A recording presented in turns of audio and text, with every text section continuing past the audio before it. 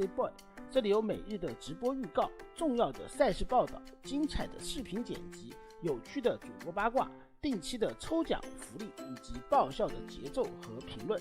关注 SC Boy 官方公众号，365天每天更新，让你与20万猛男一起更便捷的享受我和黄哥给大家带来的快乐，不要告诉别人哟。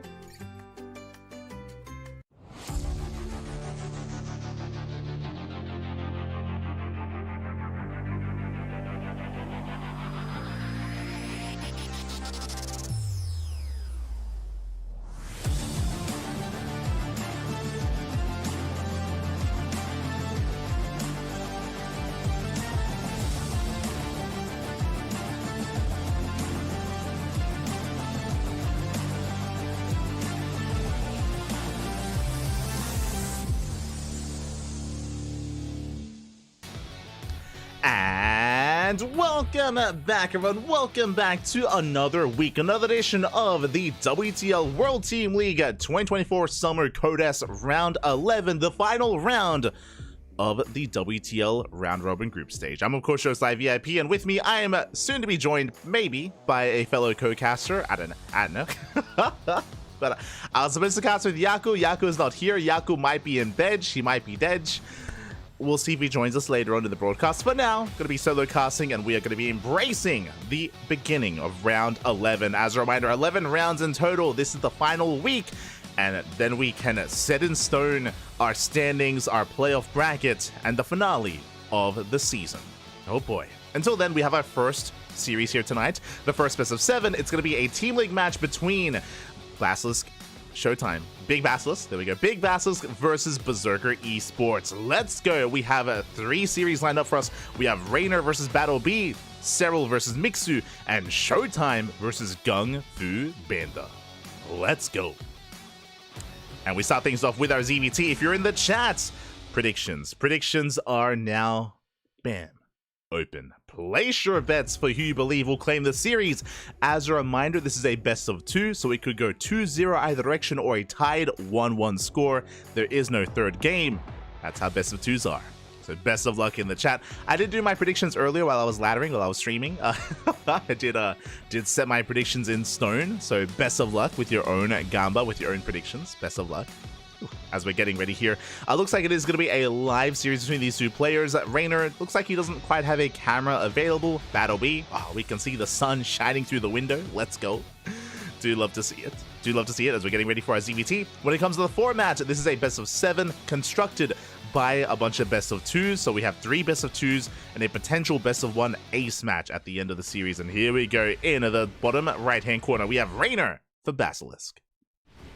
And in the top left, we have Battle B for Berserker Esports. Also, there's I don't know if you heard that, or if you didn't hear that. Looks like they don't have any audio for the camera scenes, so like the abrupt cut audio there. But I'm sure the production team is on it. Shout out to the production team. Shout out to SC Boy, of course, as they are behind this event, and they do organize, provide the prize pool. They structure everything, and they course take note of the standings. And without SC Boy, this event would not be possible. Whether it's World Team League, Kung Fu Cup, Masters Coliseum, and Stars War 11, they do so much for the StarCraft scene. So much love to SC Boy. As for now, we're settling in. It's going to be a Hatch Gas Pool standard opener out of Rainer. Meanwhile, looks like a Rax expand from Battle B. So nothing too crazy, nothing too wild. Not yet. Not yet, as we are going to be settling in. And a shout out to the sponsors. Doyu, Biu, Order Fool, and SC Boy. We already gave the shout out. We gave the shout out, Pappy, but of course the rest of the sponsors for the WTL. And when it comes to the overall standings here, again, Basilisk, they are still at the top of the rankings. They're not number 1, they're merely number 2, but that's why every win and every map score counts. I should emphasize that a little bit more here. A lot of the teams in the upper echelons of the standings, teams like Vitality, Basilisk, Weibo Gaming, Team Liquid, Shopify, they are all very close, and map score is really what differentiates them. Map score and barely series score as well, they are all neck and neck when it comes to their overall map score and standings and point distribution, which is why every map win and every map loss is that much more important for these teams when it comes to figuring out who's number 1, number 2, number 3, etc. coming into the playoffs. If you are unfamiliar with the playoffs format, the number 1 seed in the round robin stage gets seeded into the finals. That's how important standings are. The number 1 seed goes straight to the finals, number 2 seed gets seeded straight to the semis, number 3 seed into the quarterfinals, so on and so on. It is a single elimination kind of playoff bracket for those that are curious, and yeah, again, standings does matter, standings does count quite a bit. It means you have to play less in the playoffs and conserve your strength, conserve your stamina, conserve your energy coming into it. And that is a factor just because the weekend is so intense and so game intensive as well. But now, we're settling in. We do see Battle B going for a 3rd TC before Starport, economic opener out of Battle B. Raynor getting his 3rd hatchery, droning up as well. Nothing too crazy, no early game aggression yet. Just some standard openers. We're testing each other with the Reaper control. We're testing each other with the would-be Hellion harass soon thereafter as well. We're just in each other's faces a little bit, just poking and prodding, skill checking each other more than anything before we settle into the mid game. Meanwhile, a shout out in the chat. I do see Stan Babylings was our first quacker today. Big shout out. Psycons, Werehug as well. Easy Phil, get that, go my stats. Red Kuko, welcome, welcome. Yeah, we do have that bracket command in the chat if you're interested. For now, settling in. And now we have our answer. When it comes to our take of choice, it's going to be 3cc Banshee from Battle B. The Banshee production has begun. Hellions are poking and prodding. The goal here is to try to cash the queens out of position, but so far, Raynor, he has split up his queens. He's keeping up. The creep is spreading, and Raynor does maintain himself. So far, he is maintaining himself here, making sure that we don't lose anything to those Hellions. Overlord Scout is attempted, but the Marine is in position to deny the Scout. It looks like, yeah, Raynor, he's forced to back off, forced to retreat, and Raynor's in the dark. Now, this could be 3cc Banshee, could be 3cc Liberator, right? There's different kind of avenues that Battle B could be taking, and Raynor is in the dark, and I believe Raynor hasn't even seen the 3rd TT itself, so is playing blind and has to be as safe as possible as a result. You see Raynor moving out with some Lings just to scout any committed move outs, any committed pressure by Battle B. Queens are keeping up. We can see it's going to be a bio transition out of this from Battle B. Just Banshee initially into Stim, into Marine production. As the Battle B does rotate, likewise back at home, Raynor playing safe. So Raynor, especially because he doesn't really know what's going on, Raynor goes lair first into a Bailey Nest. The way this works is the Bailey Nest is lined up with the lair so we can start bailing speed as soon as possible. The downside of what Raynor's doing is that we delay upgrades. Evo chambers are going to be delayed, upgrades are going to be delayed in favor of just being safe overall. But this opener or this response by Raynor means if Battle B went for a Hellbat push, if he doubled down and went for a Hellbat aggression or an earlier timing, then Raynor would be safe. If we get into a longer game, then Raynor is going to be slightly behind in those upgrades. Now, another option here that we could go for, and another way to get away with delaying Evo Chambers, is that Raynor could try to go into Mutaplay, for example. And that means, again, you know, the gas that would have been spent on upgrades can be spent on Mutas instead. But for now, we do have our Evo Chambers on the way. Raynor, he's embracing that Ling Bane. So if our nice cleanup here out of Battle B clears up a lot of that creep, but the queens are not too far behind, we're going to be able to respread it. And Raynor is settling into his own 3-base set of 4th hatcheries on the way. Stim about to finish up here for Battle B. There's the 1-1 upgrades. And so far, Raynor's doing a great job here at just maintaining his position. Even though creep is being cleaned up, he doesn't lose any queens. He respreads the creep real quick. Banshees haven't done any economic damage. They're rotating over towards the 4th base. They confirmed the 4th base timing, but we'll see if they can get any drone kills. They're looking for some economic damage, and it looks like we can get a drone. We get 1, we get 2, we get 3. 4 workers go down. Very nicely done. The Banshees, they stay alive. We can always threaten another mineral line. At the same time, Hellions, ooh, they're going to be deflected by the Queens. Raynor is keeping up. Meanwhile, Spores are repositioned, and the Banshees are going to be trapped here. They don't quite find any damage yet. As Battle B is setting up for his push. We should be moving out with a 1-1 timing. 1-1 is almost done for Battle B, and there's going to be a window where Battle B has 1-1 and Raynor does not, and that's going to be the timing that we have to take advantage of. Banshees, they hit the main. 3 more drones. That's going to be 7 drone kills in total. We almost get the Queen. Queen taking a lot of hits. But We do hold on. Raynor does affect those Banshees, but again, did lose a decent amount of drones. Has to replace them. Meanwhile, Lingbane is amassing. You can see Battlebee trying to angle his army. Ooh, one Banshee goes down, the other very low. And we're making our way towards the fourth, but the creep is solid. Like, Raynor has got creep already almost on top of that siege location. Lingbane is amassing. Raynor still needs a little bit more time for 1-1. So Raynor, he can't quite collapse on this. Really nice positioning for those tanks. But bearing in mind that he can't really threaten anything, and Raynor, he doesn't quite commit. Yeah, he's not quite able to. But again, these tanks, they're not within range of a base. Not within range of a base, in range of a mineral line. Time is on Raynor's side. He can still mass up more Lingbane. 1-1 upgrades are now done. He can now start working on 2-2. Meanwhile, Battlebee moving out with a second push. Raynor gets eyes on it. He's keeping up. Massing up more Lingbane. And you can see that Battlebee is attempting to reinforce, but he's going to get caught out. Ooh. But Raynor has to be careful. He cannot fight off a creep. He does force a siege. He's delaying the push. Again, Raynor, he's buying time. He's doing a great job here, just buying time. Building up a larger army to be able to deal with this force. And even coming in from behind. Up! Oh, massive connections, no splits, and the Marines, they go down, the tanks as well, and Raynor, he shuts down the first push, and now he can focus on the second. Battlebee making his way towards the fifth hatchery, but now Raynor, he can focus solely on this army. Hatchery is taking a lot of damage though, and Raynor, yeah, the base is going to go down, he cannot save it, instead, he's going for a counterattack. Raynor, he's going for a run by. Hatchery does fall, at least Raynor saves his fourth. Raynor can turn this harassing force into a surround instead. We have potential. And now keeping up with the main army. And Raynor trying to come in from behind. You can see the movement on the minimap. The Lingbane rotating around. And the surround would be insane. Raynor is supply blocked. Has to be careful. Hive is in production and we're coming in. Yeah, we collapse in from behind. The tanks are going down. Massive connections with the Banelings. The surround was beautiful. And Raynor cleans up the army. Did cost him a base, did cost him a hatchery, has to replace that. He has a backup base on the way. Again, Hive is finishing up. We're working towards Hive Tech, towards Vipers, Adrenal, potentially Ultra Tech. I believe there is no Hydroden. So without a Hydroden, oh no, I was about to say without a Hydroden, it should be Ultras on the horizon, but a Hydroden just now gets thrown down. So Raynor is headed in that direction. Once again, catching at the Marines. Barely any tanks left. And Raynor, he just shuts down the main army.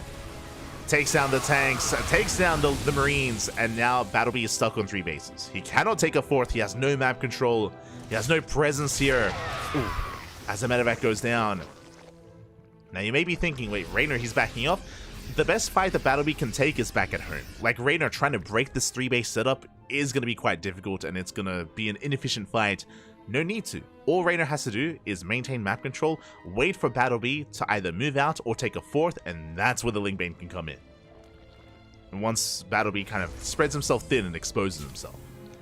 Fourth base now is being taken for Battlebee, being morphed into a planetary. Meanwhile, Raynor's already remaxed, respreading all that creep. Hive is done. We have Adrenal on the way. We have 3-3 on the way. Hydra upgrades in production. Raynor, with that Link Scout, he does confirm the base. And now the Terran is spread thin. Now we can threaten a run by. Raynor testing the waters. Does confirm reinforcements on the left. He tried to poke in on the right. So far has not been able to break this. And Battlebee is now establishing his 4th base. But another thing here is that he's contained. He's contained on 4 bases, and Raynor can take every hatchery on the map. And once again, Raynor does not have to push in. Now we can kind of move things a little bit more forward here. Now Raynor can contain and deny the 5th. Raynor is taking up, knocking down all the rocks, spreading more creep. Again, there's no rush. There's no reason for Raynor to push into the Terran. Not yet. As that's kind of what Battlebee wants. Like, Battlebee, he wants to fight with SimCity, wants to fight with his tanks, with his turrets, with his sensor towers. That's what Battlebee wants. And Raynor, he's not going to give it to him. Which is, like, the correct way to play. We're still clearing or knocking down rooks. Lurker Den's on the way. Nidus Worm on the way for Raynor. We're headed into 3-3. Now, in this position is where, as a Zerg player, we see often Serral goes for the fringe bases and fixates and prioritizes the fringe bases. Basically, what we should be seeing here is for Raynor to just mass expand, take every base on the map, and prioritize mining from those fringe bases, just to make sure that if the Terran ever does expand, you're taking money away from the Terran player. This is something that, like, Serral's just insane at. He's so good at it. As we have double Nidus Swarm, one in the natural, one in the main. The main's gonna finish! Oh, the main base of Nidus is gonna finish at the same time. We collapse in between the bases, in between the third, in between the fourth as well. We collapse on in. Marines get caught out. Sorry, I was a little bit caught off guard. Nidus Swarm is gonna be cleaned up, but Raynor, he still found a good fight. Shut down a lot of the bio. We still don't have a lot of lurkers, which is kind of the ideal for those Nidus Swarms. Lurker upgrades are still on the way. Regardless, good fight. We got a power bomb off as well. More energy being mined from. You can see here Raynor, he's, as we were kind of alluding to before, Raynor has that center right base fully saturated. And fun fact, the base in between that base and his natural is not saturated. There's barely any mining going on there. Again, Raynor, he's just ensuring that he can always fall back to that base if he ever needs to. He's saving that more defensive base for later on down the line, in case BattleB ever does expand out.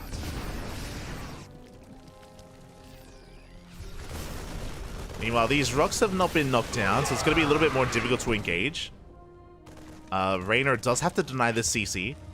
There's now pressure on the Zerg, as BattleB is taking a fifth. Nidus into the main is spotted. Nidus in towards the natural.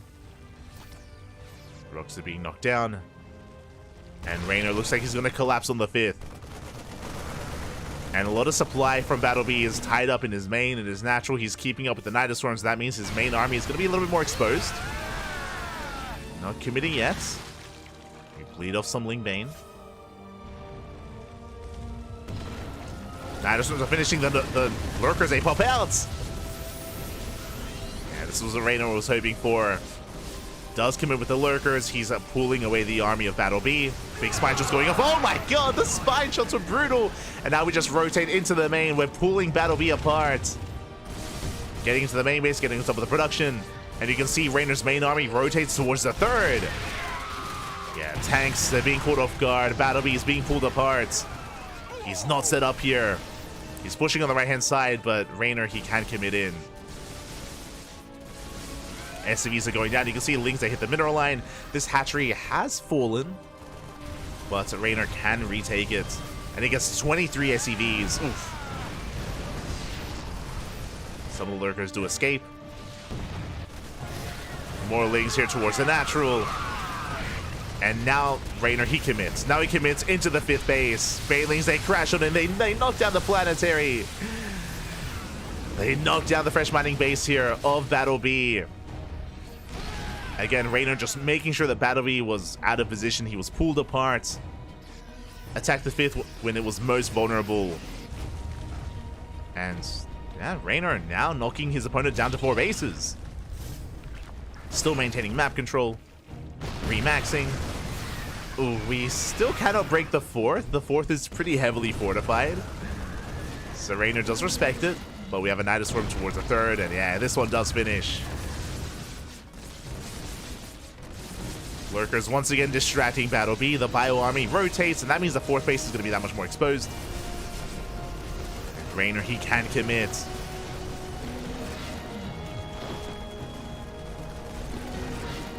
We clean up the Nidus Swarms. You can see Raynor once again being active on the right-hand side. He's checking for the fifth. It looks like Raynor is actually not concerned with knocking down the fourth. He's just looking to deny the fifth over and over again. If BattleB was attempting to expand, then Raynor can actually try to punish it. It's just a game of starving out the Terran player. And yeah, oh, the tanks are unsieged. Good planting clouds. We get on top of the tanks. Ling Bane rolls on forward, and now we can actually head towards the planetary. For now, going for the ghosts. And ghosts are falling. The bio as well. We get into the mineral line. No massive connections, but 9 SCVs go down. And this is a trade that Raynor can afford. BattleB cannot. BattleB has no bank. Raynor, he's on 5k, 2k. He's got a lot of money to work with. And BattleB is going to be forced all in. He's moving out across them, but now he will get damage done with this. He's going to knock down bases, going to knock down and get some economic damage as well, get some workers. But Raynor's remaxed, and Battle B is on creep. Like, this is what Raynor wanted. He wanted the army to move out onto the map, out onto creep as well. And you can see Battle B racing back home. Turns back around, drones were saved. Lurkers still getting damage done. We have lurkers in the main and at the third base.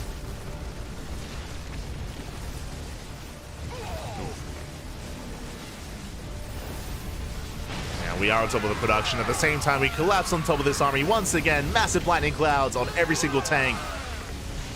Now only Marauders and Marines remain. GG gets called and Raynor takes game number 1. Ooh. GG. GG, well played. Raynor does take the first game in a very convincing fashion as well. A solid ZVT there out of Raynor. I mean, Battle B was able to hold his own. He was. But now Raynor has a solid lead for his team. As a reminder, it's first to 4. 4 wins is what you need. And here we go. In the top right-hand corner, we have Raynor for Basilisk. In the bottom left, we have Battle B for Berserker Esports.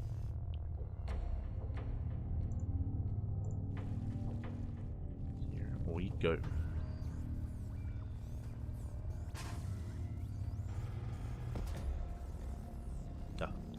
So when it comes to this map, and the reason why I said that it's very often picked whenever a player's up against a Zerg player, as a reminder, the format of this tournament, it's loser's pick. There's no vetoes. No vetoes, so we're actually able to cast maps like Dynasty. Typically, we wouldn't. This is one of the most vetoed maps in the map pool, for good reason. But here on WTL, we actually see it a little bit more often, just because no vetoes, so every map is available, and you can use that to your advantage. But one of the big things about Dynasty, of course, is the Pocket Gold base. It's a base that you cannot take if there's range units to punish you. Units like Reapers, Hellions, Adepts, Stalkers, range-based units early on can punish the gold. As a result, Zerg players cannot take it. As a result, Terrans and Protoss can, because Zerg players don't have access to ranged units until they get into Roaches. Right? Like Lingbane cannot do anything about that gold. So that's why you see Battle B taking his gold base. That's why you see Raynor not taking his, because Raynor can't, at least not this early on.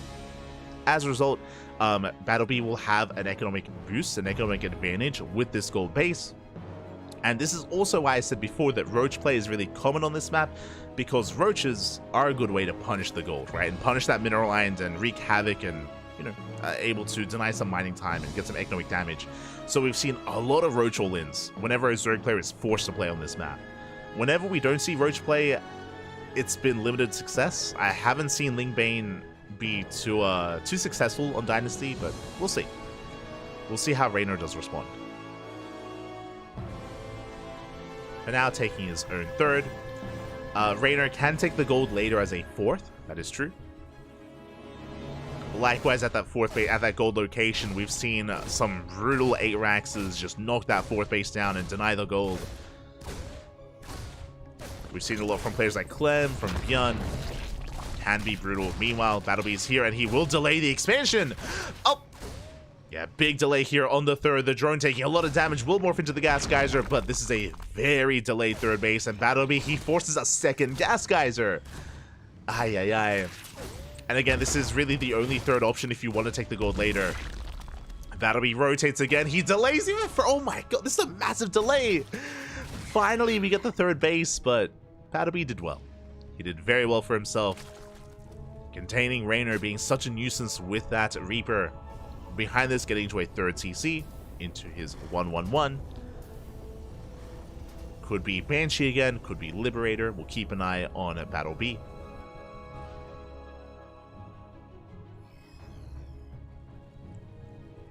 As he's able to get into his own gold mining. Hellions are on the way. You can see the Tech Lab in production on that Rax. That should be for an add-on swap. Well, I say that the Tech Lab is late, actually. Okay, it is going to be the add-on swap. So, a little bit of a messy start, but regardless, we're getting there. Getting into our Banshee production. Unless we take a different turn. There, Banshees. Meanwhile, we spoke about Roaches earlier and how formidable and how common they are on this map, and we haven't seen much success without roaches. There it is, Roach Warren's thrown down. Roach Warren is on the way, so Raynor, he is going to be embracing that. I mean, again, there's a reason why you see roaches on this map more often than not. It is what you need if you want to try to punish the goal base of your opponent. And just have a safer start overall. So this is going to be Roach play out of Raynor. Get into the mineral line. Oh, don't quite get too much economic damage done. We get a volley up. Third base now being taken here by Battle B. Because Raynor's going Roaches, that makes these Banshees that much more effective. Not just at harassing, but also defending against a Roach all-in. Assuming Raynor does double down and go for an all-in. Doesn't have to. He could just drone up and just get a safety amount of Roach Ravager. As we're still making workers. Catching up, bearing in mind Raynor's third base was delayed. We are still droning. There we go. Now we have Roaches on the way once we get some better saturation. Interesting. Meanwhile, Battlebee is banking up those Banshees. He's not moving out yet. Just being active with the Hellions.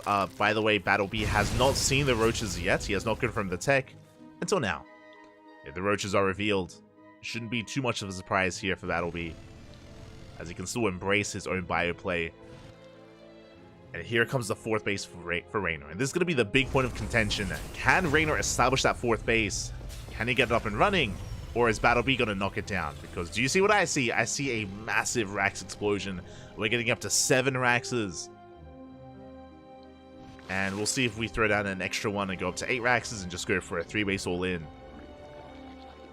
which we've seen be quite successful on this map.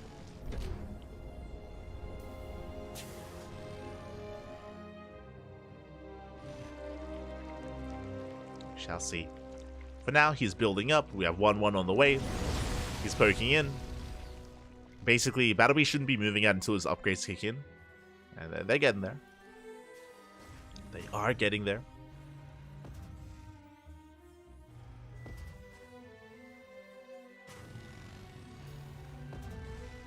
Big Overseer Scout, we do confirm. And yeah, it is going to be 8 Raxes. And we see everything, by the way. So a massive scout out of Raynor. He does confirm the amount of Raxes that are up and running. At the same time, Banshees, they get 3 drone kills across the map. Going for the Gas Geyser as well. They won't quite get it. They can maybe even delay the expansion. But it is going to be the 8 Rax out of Battle B. And this is going to hit like a truck. He's making 10 Marines at a time. He's going to be moving out, and again, his goal is to knock down that 4th. Not this one, the other one. The goal base. Now the hatchery, is going to be denied. Big pickup. That will hinder the production of Raynor. And we're getting ready for that move out. That'll be starting up 2-2. And then we should be pushing.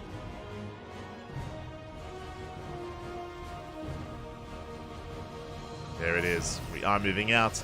We haven't begun +2 armor yet. We should be getting there soon. Well, we got the contamination on combat shields. Not bad. It should still finish, but Q move there out of Raynor. Does contaminate. There we go. Now we have 2-2 on the way for Battle B. He's moving out. And does Raynor have enough to defend? Now, Raynor has cut workers at 68. Bear that in mind. He has not drawn up too much. Files, they won't connect. We're knocking down some of these tumors. Battlebee pushing deep onto Creep. He's going to get surrounded. Or is he? Bailing's that barely not done. Tanks do siege.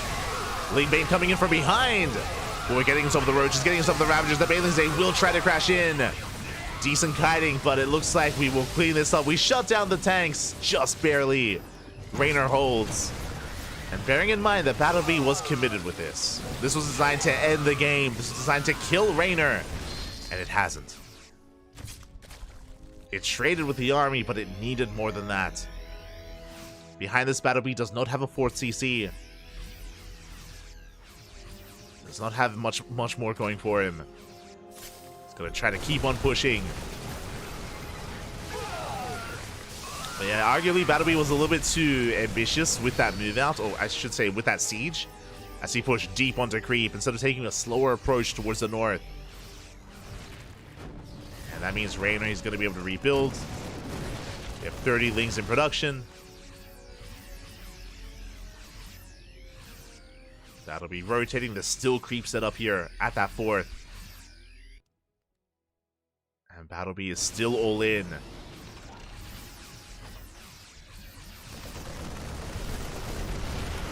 The longer this goes on, the better it is for Raynor. As he's got the infestation bit on the way, that's going to be for Hive Tech. Raynor still hasn't been able to join up too freely. His economy is still a little bit lower. But he's getting ready for a surround. No. He's coming in from behind. Tanks are on siege. That does mean that we can pick up. Changelings do spot the army. Raynor getting ready. Looks like reinforcements will find the Ling Bane. Oh! Nice catch here by Battlebee. Shuts down the Ling Bane. Can keep pushing. And you can see Battlebee, he's about to max out. Yeah, he can still pull this off. Tank gets caught though. Yeah, the tank does fall. Massive pickoff. We get a second tank. Oof, these are rough losses here for the Terran. Losing 2 tanks early on. Down to 1. And now we're collapsing on the Ling Bane. We're caught out. We're shut down. Yeah, Raynor, he collapses on the main army. He does force the pick up. And this is looking a little bit bleaker here for Battlebee. He lost 2 tanks. His push was delayed. Remember, Battlebee was about to max out.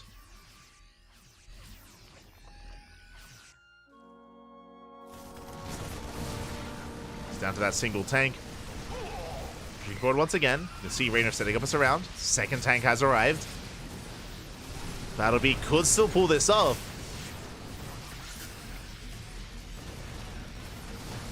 We can try. But again, Raynor has a lot of Ling Bane behind the army. Catching reinforcements, or at least trying to.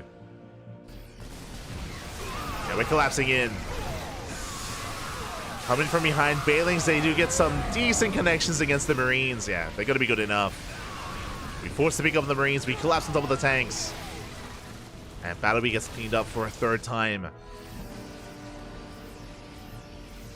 The lack of 4-base saturation for Raynor is a little bit concerning. I mean, he can still mine efficiently as he rotates towards the right-hand base. It is a little bit concerning. Tank gets piled down. That's a lot of medevacs. A lot of medevacs left over. Vipers are on the way. And Vipers, that will be the answer to those medevacs.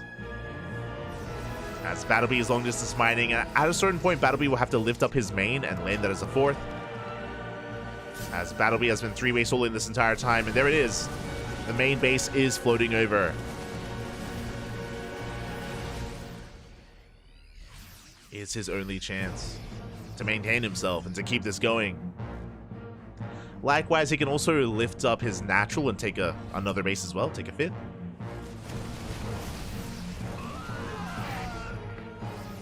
It's something he could try to do here.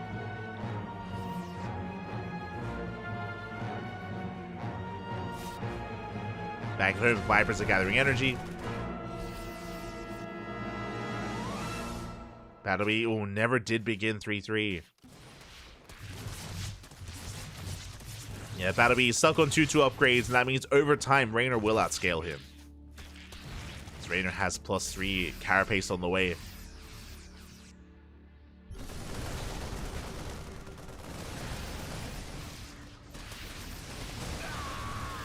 Battlebee moving out, getting some of the Banelings.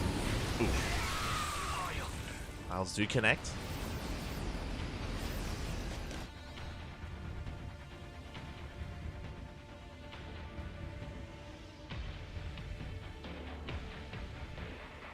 To connect, we can see Battlebee going for a split push.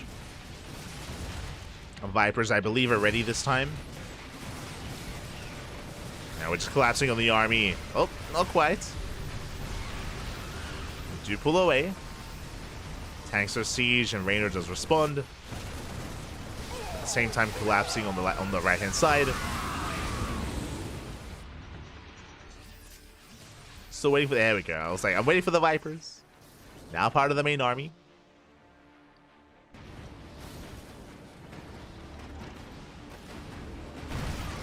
That'll be pulling back. Oh, catches out some Lings. Still a very tense moment here between our players. The Vipers, oh my god!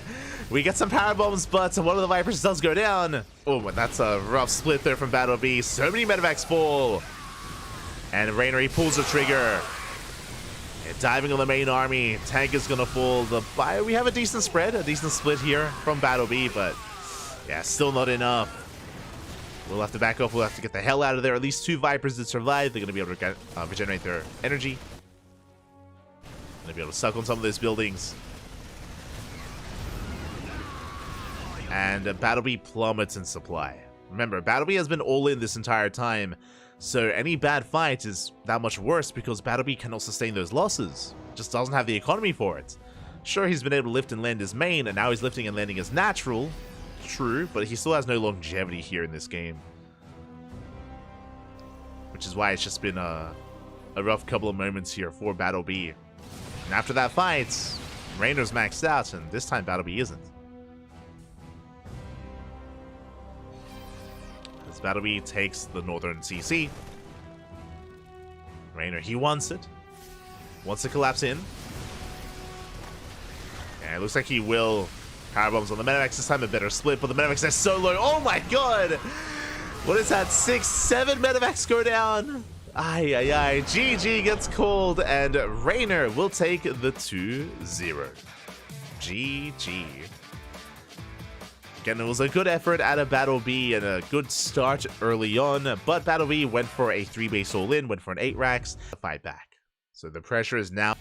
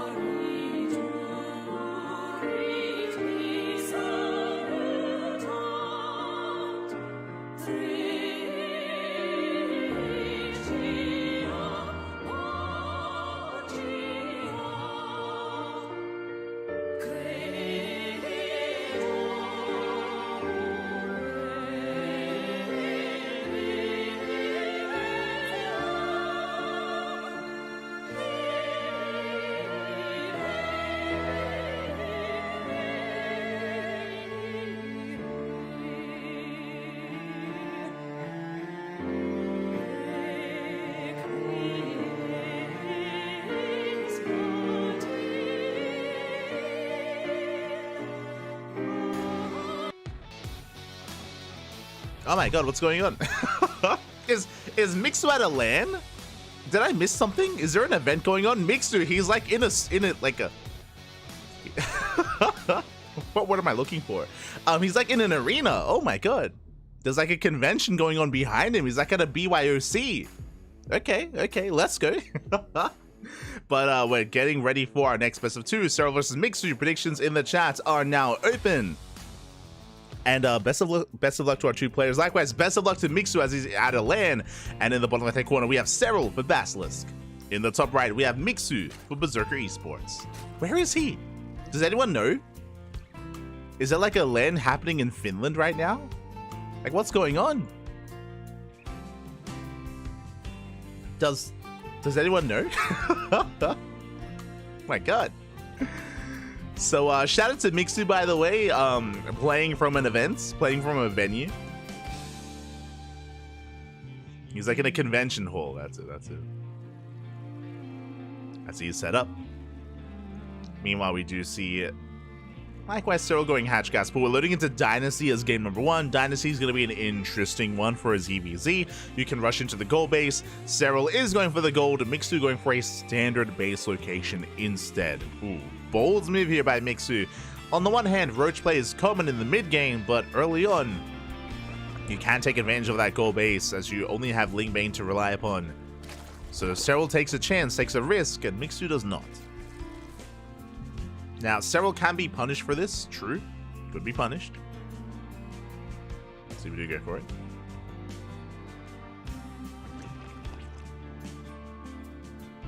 And hopefully Mixu isn't too distracted by his surroundings. I'm actually gonna check like Twitter. Has Mixu like posted anything?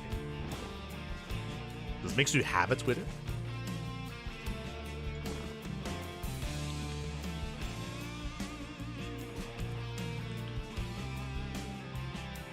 Yeah, he does.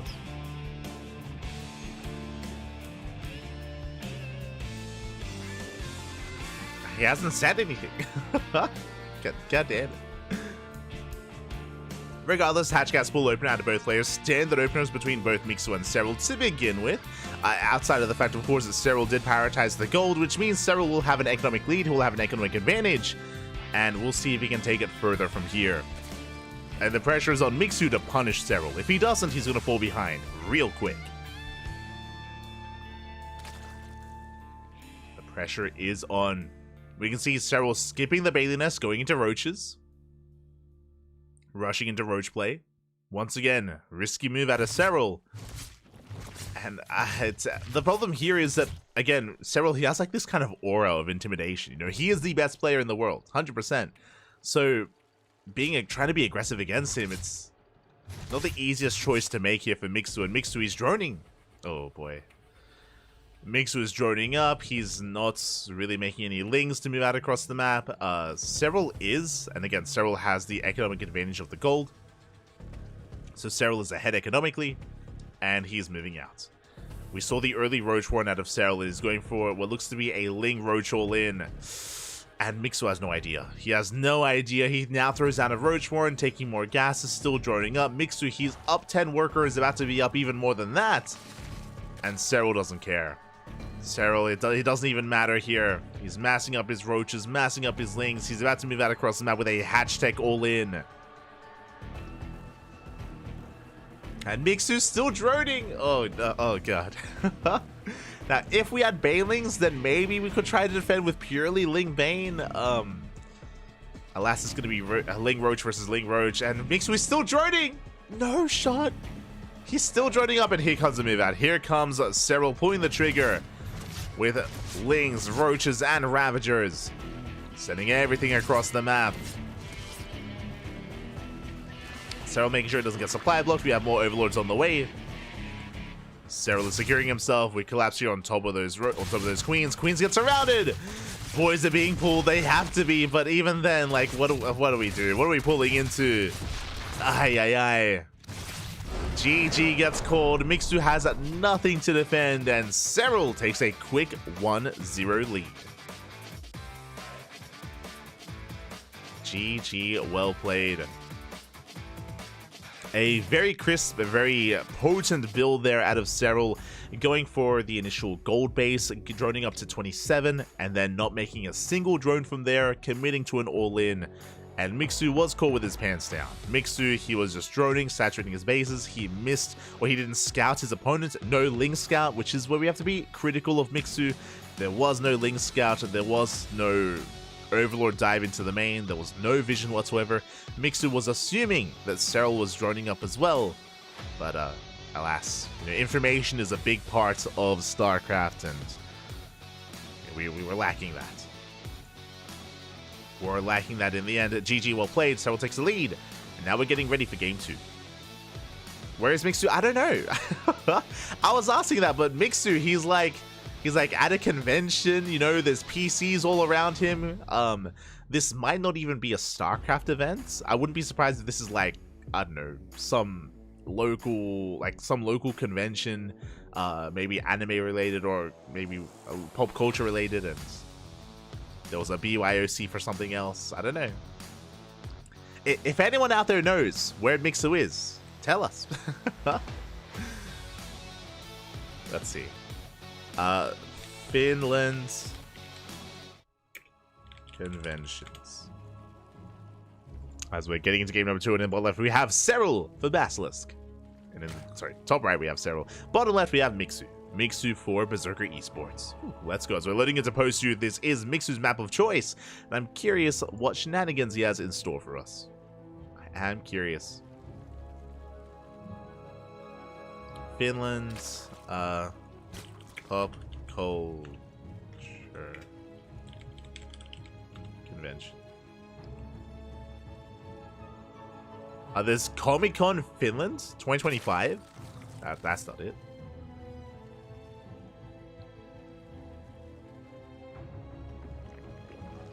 But they do have Comic-Con.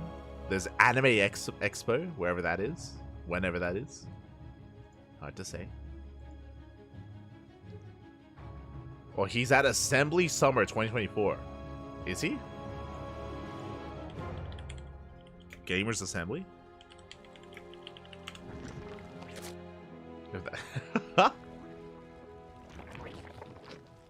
I looked it up. That was in February. What do you mean? When's the summer one? Maybe. Oh yeah. Assembly. It's happening. I don't know where it is. I'm assuming Finland, but yeah, that's where he is. I guess. Question mark.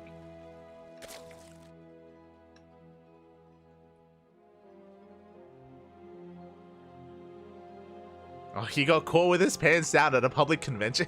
Oh no, true. There's gonna be articles written about Mixu, his public indecency. Oh no. Keep the pants on, Bobby. Keep them on. Helsinki, yeah. Helsinki even. Helsinki. Nice. I was looking for like specifically events elsewhere, but that's really cool. Do you know, is there like a StarCraft event happening at Gamers Assembly, or is there something else? Look into it, Mappy. Look into it. For now, we're gonna be settling down. Again, Hatch Gas Pool. Cyril going for the gold. Oh my, Cyril, he's spicy today. Game 1, he went for a 1 base all in essentially, and here in game 2, or 2 base all in game 1. But here in game 2, we're rushing into the gold. Cyril, no fear. No fear, man.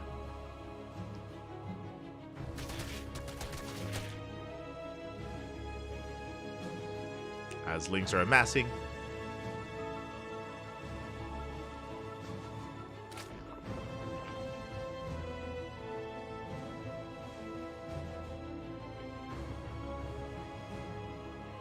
Likewise, Mixer responds with his own gold.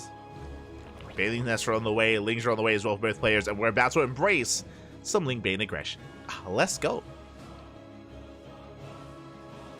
Gonna embrace it, man.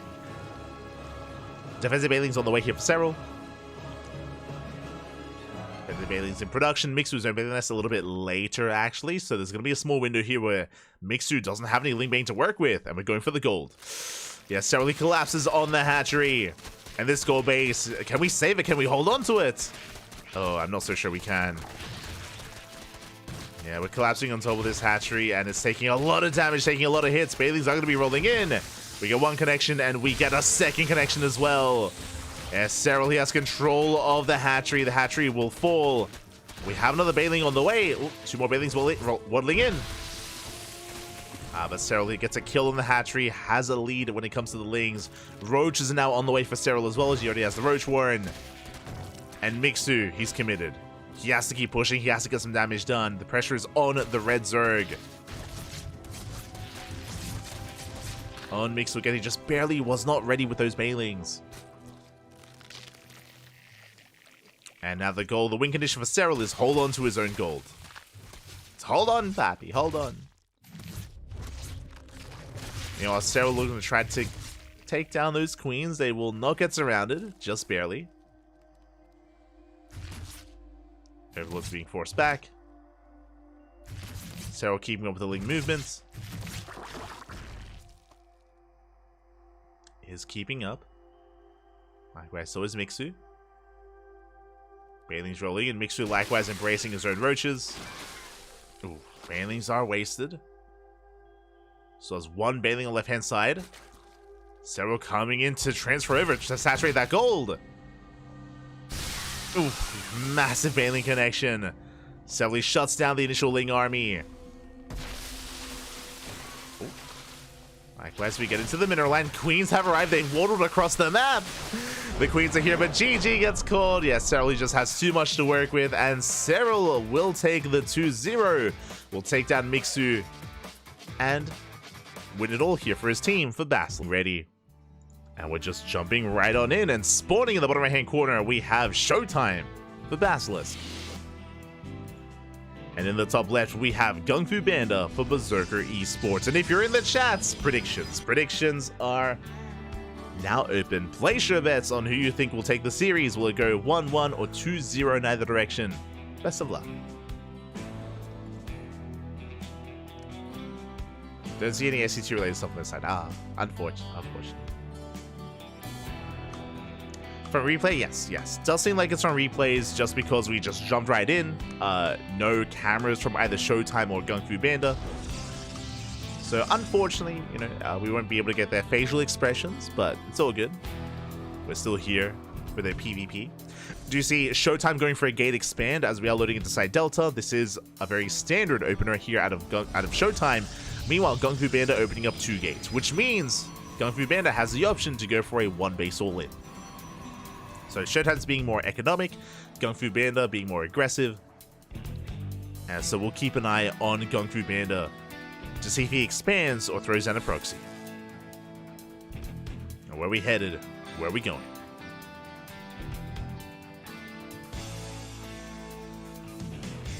As we do see Showtime fighting for his expansion, Zealot's on the way to make sure we can deny the pylon block.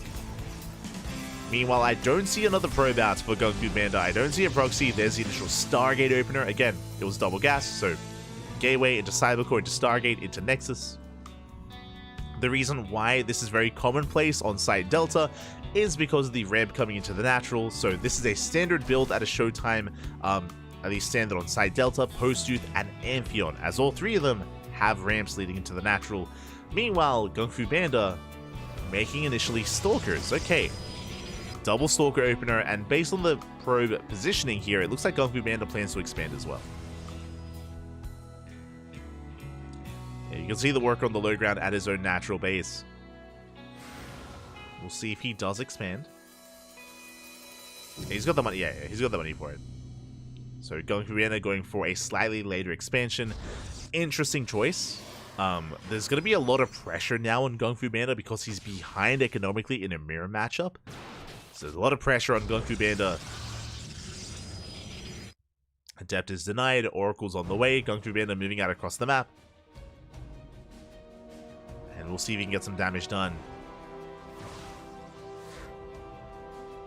As Showtime, the shield battery is on the way. I think it's a couple more seconds. Oracle moves out. And Gung Fu Panda gets a couple of hits in, but the shield battery is done. And we should hold. Should be able to hold on. The Oracles are scouted, of course, and Gung Fu Panda, he needs a setup back at home. Shield battery, Stalkers should be getting in position. Yeah, they are. Yeah, Gung Fu Panda is ready. The Oracle going for the Sentry, and won't quite get them. Gets a bit of hull damage, but the Sentry does survive. And Gung Fu Panda holds, at least initially. Bearing in mind we have 2 Oracles, and 2 Oracles can one-shot probes. They can one-shot units. So Gung Fu Panda has to try to keep up. Adept shades into the main. Gets a probe. Gets one. Almost gets a second. Oh, not quite. One probe goes down. We get a full scout. More gates on the way for Showtime. Oracles, they hit the natural. They get 1. They get 2 probe kills. 3 in total. And this isn't game ending, but it's slowly adding up. Bearing in mind that Showtime was already ahead in the economy. And because of that, Gung Fu Panda can't really afford to lose many more workers. Just trying to keep up. Oracle taking a lot of damage. 1 Oracle goes down. We got 1. It's just the 1 left. Has to get the hell out of there. Not the best trade for Showtime. Not the best. Also, I'll be honest, I can't remember if I predicted 1-1 or 2-0. I remember this was one of the ones that I had a hard time like committing to.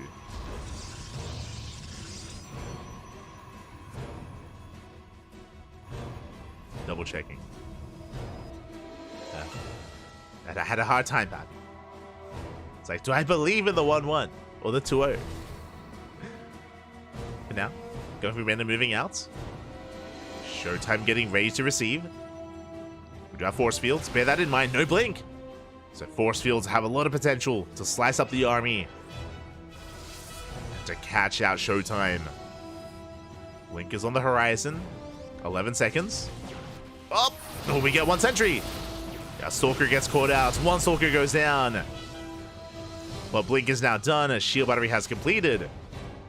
And Showtime is holding on.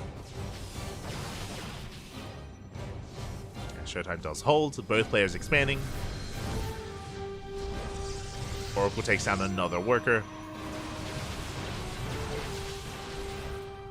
Oof. And Goku Band, his aggression is punished. He's going to be bleeding out 2 of these Stalkers. Nice target firing at a Showtime. Just splitting up his shots. Getting as much value as he could. So a very nice trade from our red Protoss player.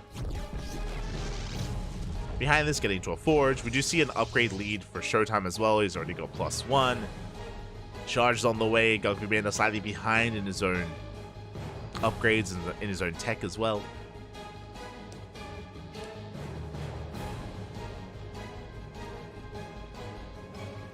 Showtime passes Prime? Didn't Showtime just beat Max Packs? What do you mean?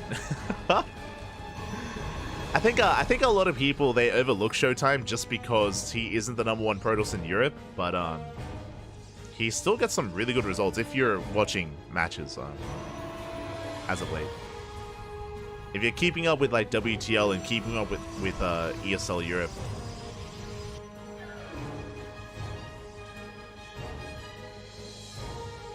Showtime still does well. I mean, hey, he got 2nd place in Home Story Cup. I mean, again, like if you're watching StarCraft, then you'd be aware.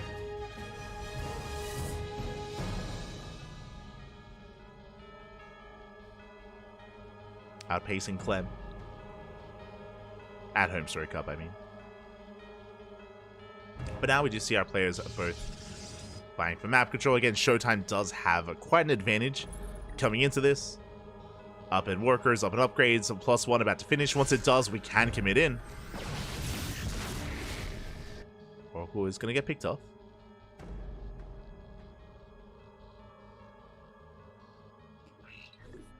Showtime is rotating over. Again, we don't want to push in too soon. Let's do thread and a dive. Picking away at those Stalkers. +1 now done. Showtime taking his 4th base. I mean, he has map control, taking a further economic lead. And so far, it's just been solid play here from Showtime.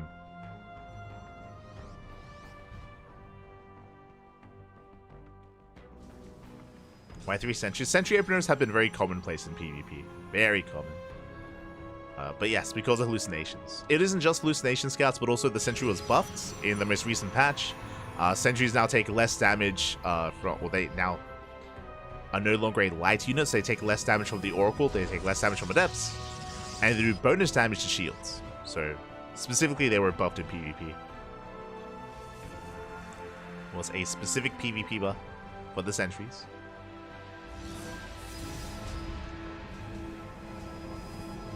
As the Showtime is going to be committed, bearing in mind he's down a base. Sorry, I'm saying Goku Band is going to be committed, bearing in mind he's down a base. And Showtime does not split the main army. Showtime is a little bit in the dark. Stalkers reveal themselves. Showtime responds. Thankfully, Showtime didn't have a base down here. Should be able to keep up. And decent force field zoning Showtime away. Get a couple of probe kills. Get 7 probe kills here. Again, nice positioning out of Goku Band. Does punish that mineral line. Showtime unable to push in. At this point, we might take up into disruptors. Might go for a disruptor follow-up instead.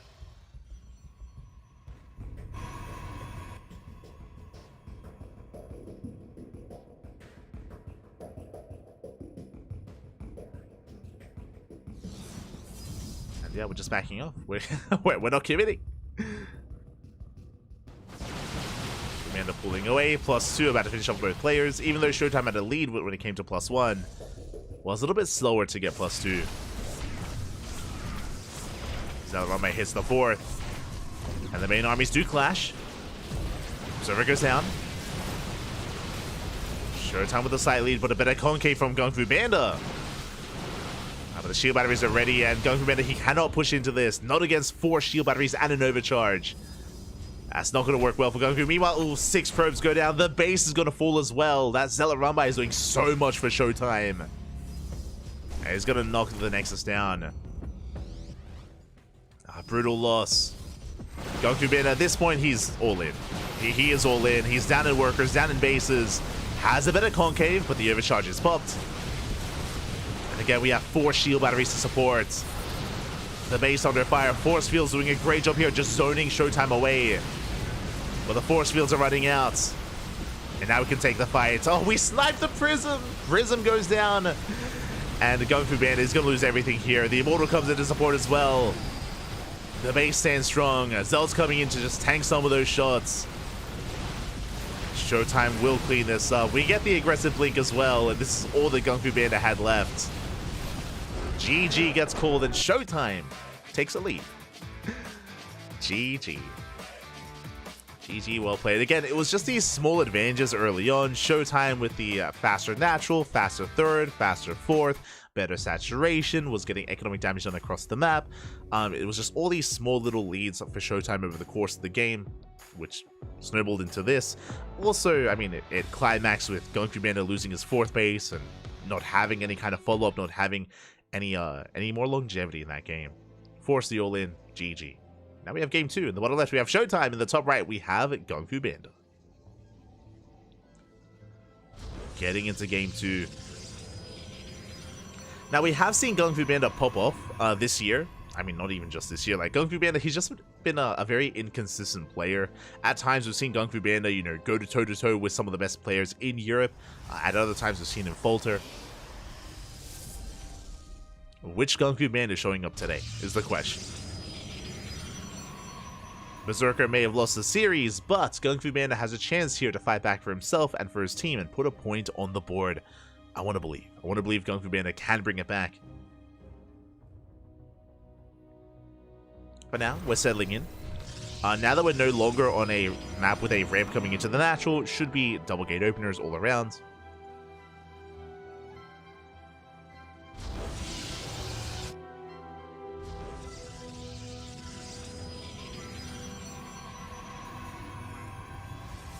And there it is. We have a 2-gate opener out of Gung Fu Panda, 2-gate opener out of Showtime, and I'm curious what units we begin with. Do we open up double Stalker, Stalker Sentry, double Adept?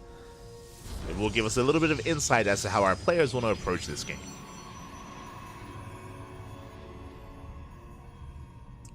So we'll keep an eye on Showtime and Gung Fu Panda. Second pylon has been thrown down in the main base for both players, so neither one is going for a proxy, neither one is faking a proxy either.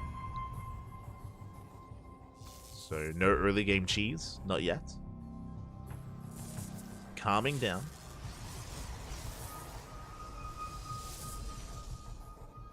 Probe just being a nuisance in the main base of Showtime. Cybercore about to finish up, and then we can embrace our first units. Okay, it's going to be double adept from both players. Great minds, they think alike. Both Gung Fu Panda and Showtime, their goal initially was to avoid the opposing units, or the opposing players' units, get across the map and threaten a shade. So we're going to be doubling down with Adept Aggression. And we'll see if we commit a little bit harder. So from this initial Adept opener, we can follow this up with a 3rd and 4th Adept. And just make non-stop Adepts, move out and commit. Or we could just follow it up with Sentries. And there it is. We're doing the same thing. We have a 3rd and 4th Adept on the way for Gung Fu Panda and also for Showtime as well. The Adept Wars, they've begun. Let's go. So Adepts are moving out. Now Showtime is staying back at home. Both players are. Both players are staying back at home. Gung Fu Panda going for a Robo. The pylon does finish, and Gung Fu Panda is stuck all on base. Meanwhile, Showtime expands. So Showtime is expanding. Gung Fu Panda, his base is heavily delayed. The pylon does confirm additional Adepts, and we are still making purely Adepts. Now, that Robo for Gung Fu Panda should be for a Prism. A Warp Prism is a good way to bypass SimCity, bypass the wall, and drop adepts right into the mineral line, right into the main base of your opposing Protoss player, or the opposing player. So that should be for a Prism. There's going to be potential for aggression here for Gung Fu Banda. Meanwhile, Showtime has a solid economic lead.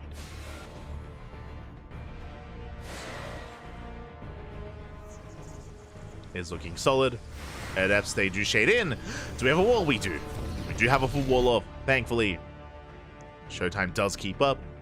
Robo's done. You can see on the production tab, Prism is on the way. As we mentioned before, the War Prism is a good way to bypass SimCity, bypass the wall, and go straight for the main mineral line. As Showtime moves out, Gung Fu Banda is moving in. We do fully wall off. Again, a shield battery is not good enough just because there are so many adepts. So we have to throw down a gateway, or in this case, a cyber core. Meanwhile, Showtime is committing. Shading towards the main. And he will knock down that pylon. Ooh, doesn't quite commit. Okay, he pulls away. Pylon gets thrown down. You can see Showtime denying any kind of mining on the low ground instead. Will kill a pylon.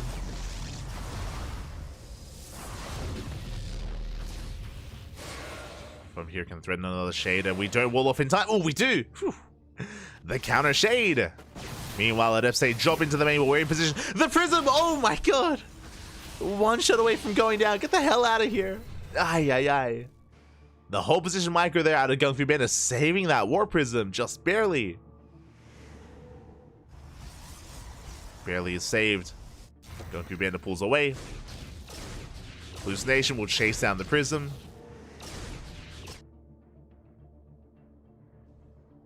And you can see Showtime. Oh, he wants to intercept.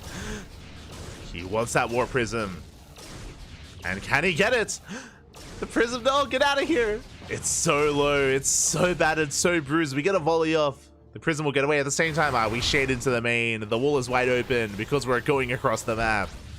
Probes are falling left and right. Gung Fu Banda is completely all in. Does have an immortal. But the force fields are brutal. The Prism goes down. We slice up the main army. We cut it in half. And Gung Fu Banda is getting pulled apart. We have the overcharge as well. Maintaining our stalkers. GG gets called and Showtime takes the 2-0. GG, well played. Very, very dominant performance there out of Showtime, both in game 1 and game 2. At no moment was there ever really, or at no time was there ever really a moment where Gung Fu Banda had control of the game. Showtime was all over him. GG, well played. You could argue in game 1, like, Gung Fu Banda had like a threatening stalker force, but GG. GG, well played. Showtime does take the series. And with that, Basilisk go for a perfect 6-0. GG, well played. And with that, that's our first best of 7 in the books, and our second best of 7 should be a lot closer here. Again, Basilisk, they're one of the stronger teams in the league, in WTL. But up next, we have something that should be a little bit closer. We have Offside Esports versus Platinum R8. Oh boy, we're going to be going on a short break. When we return, we will have our next best of 7. See you guys in 5 minutes. Oh, see you soon.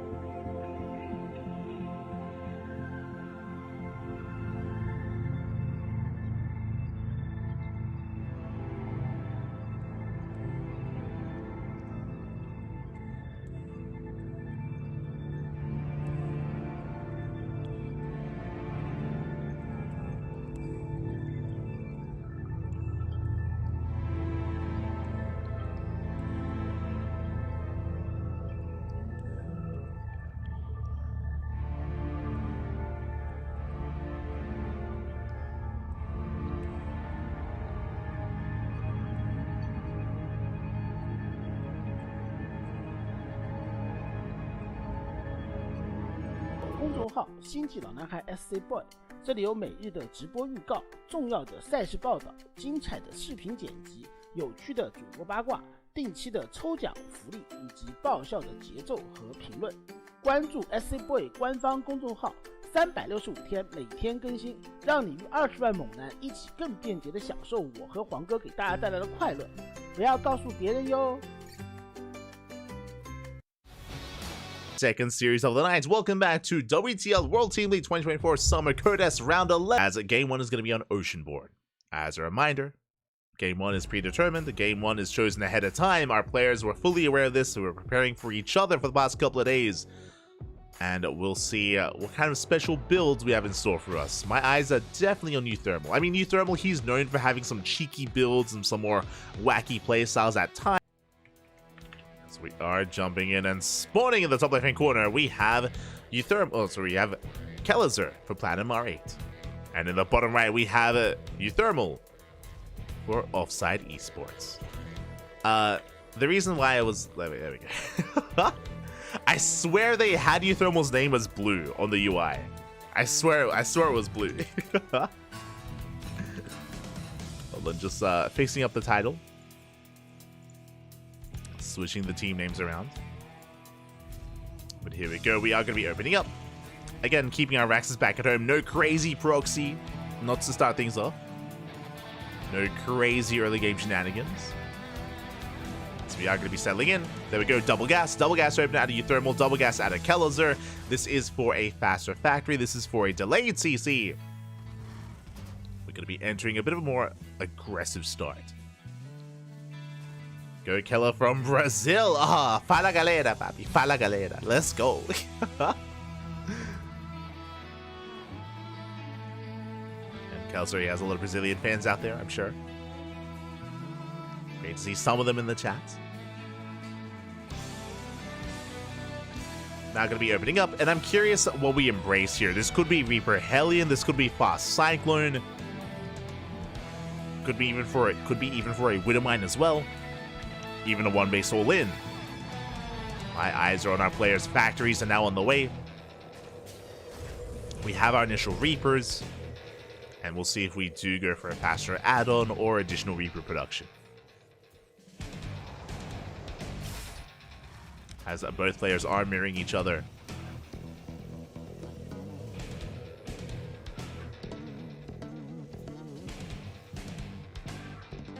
Are going to be mirroring. You can see Kelser is checking for any kind of proxy at his third base location, checking out the fourth. It is unwise to move out with your first Reaper just because your opponent has Reaper production as well. They have the defender's advantage. So we're going to be keeping the Reapers back at home, at least initially. Both players expanding on the low ground. Second Reaper on the way. And we're following this up with a Cyclone from Kellizer, Hellion from Euthermal. Okay, so the first big deviation between our two players. Hellion is gonna have a little bit more maneuverability and allow you to harass across the map. Cyclone in a head-on fight will come out on top. Is a little bit more versatile in that sense. Is more defensive as well. You can see Euthermal not too far behind with his own Cyclone. Now that we have the Hellion, we're moving out. Euthermal can catch out these Reapers. Cannon will. Massive volley goes off. Massive volley does connect. Ooh, one Reaper goes out. That's a big loss for Kellizer. Does have a Cyclone, but now he's down a Reaper. Nice lock on. Oh, can we get...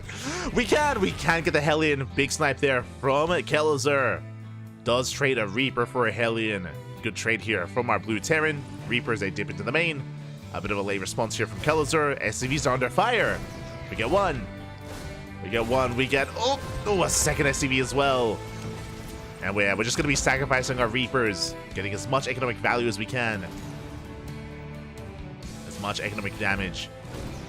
Likewise, Kellizer also stepping into the main. Kellizer loses 2 SCVs, but he gets 2 as well. Impressive. Okay, despite Kellizer only having 1 Reaper, he gets an even amount of damage.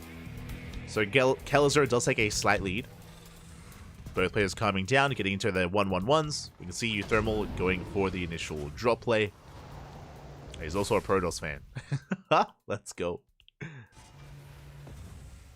Both players moving out with their Cyclones. Now, this is going to come down to control. Who unloads first? Who unloads first? Who lock onto to what? How fast can we react? As the drops are coming in. Oh, they just spot each other. Kelzer, he wants a medevac! No! He wants it, and he's gonna get it. Ooh, big pick off. Medevac goes down. New Thermal 1 second too late to respond there. And Kelzer, he gets the hell out of there. Cheese it. Does back the hell off. Again, these are no major wins or losses. It's all, slowly adding up. But so far, a good pick off out of Kelzer. This does mean that now he's safe back at home. Now he doesn't have to worry about drop play. And he can back off, repair his units, and get ready for the mid game. Meanwhile, Kelzer's going for a 2-base all-in. 2-base all-in out of Diego. Do you see what I see? Second starport. It's going to be a 2-port 2-base all-in. Kelzer doing his best special impression. Doing his best Juanito impression again. This is a build that Special did popularize many years ago. Uthermal going for a 3rd CC, so Uthermal's going for a longer game. This is ideal for Kelzer. The more resources spent on economy and less so on units is going to make it that much more difficult for Uthermal. Now, with that second starport, the way this build works out is Kelzer, he's amassing Vikings. You can see 3 Vikings at a time. He's going to amass Vikings, make a Liberator as well, and his goal is to get air control with his Vikings and for that Liberator to just bully the ground army and commit to his all-in. It's so important for Uthermal to scout this. If he scouts, he can respond with his own defensive starport to try to keep up in Viking production. As we're dropping towards the natural. Ooh, Marines in position. Drop is deflected. Vikings are amassing for Kelzer. Is going for the Raven variation. Now, fun fact, this is a newer version of this all-in. Traditionally, back in the day, this wouldn't be done with Ravens, but nowadays, Terran players have been mixing them in. To the build that Kelzer's going for, I mean. Army moving out. Ooh, Kelzer does bleed off one of these Cyclones. But he's pushing forward. Ravens are good, but remember, that's why Kelzer has all those Vikings to zone that Raven away. Liberators in production as well for Kelzer. He's committed, he is all in, and he's going for the kill. And Uthermal hasn't seen everything yet, so we can disable those tanks. Scanner reveals the army location. Kelzer rotating over towards the left-hand side. Uthermal, he's there to spot the movements. He will spot the main army. He sees the Vikings, he knows. Uthermal does know, but can he stop it? That's the question. Tank volley going off. Kelzer biding his time. And he's going for it. He's going for the disables. We do unsiege just in time. A quick move there out of Uthermal, but ooh, doesn't unsiege the second tank. One tank goes down within range of the 3rd CC. Liberator has arrived. Order Hearts get thrown down. Uthermal's going to be able to hold on. He takes down the Lib. That's a kill. Oh, that's a kill on the CC. Massive pickoff. And GG gets called. That's going to be game. And Kelzer takes game number 1. Whew. GG, well played. As Kelzer does take the win again. If Uthermal was aware of what was going on, typically the response is to go for a second starport.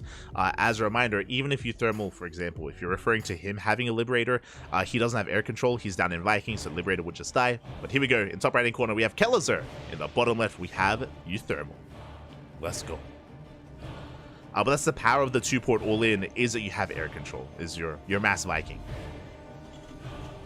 That's why typically your response is to throw down your own second starport to catch up. Catch up in those Vikings. For now, though, we're going to be settling in.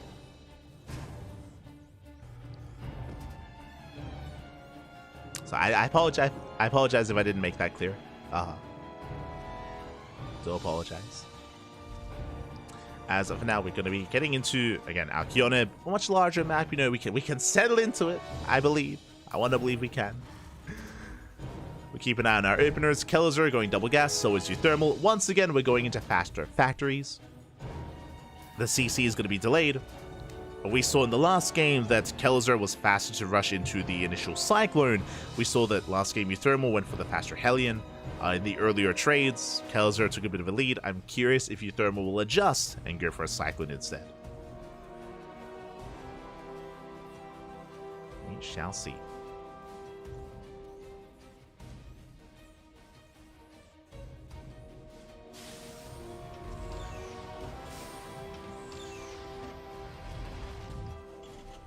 calming things down.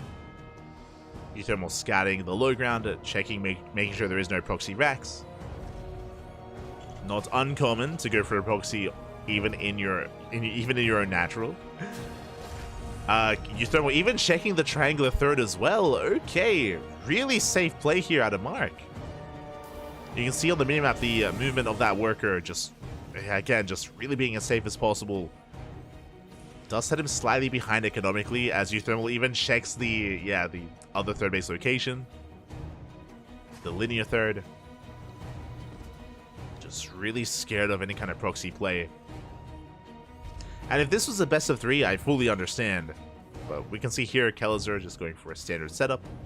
CC on the low ground. Once again, Kelazur skipping that Hellion, going for the Cyclone. So, same builds. It's the same build out of Kelazur, going for the passive Cyclone. Same build out of Euthermal, going for the Hellion.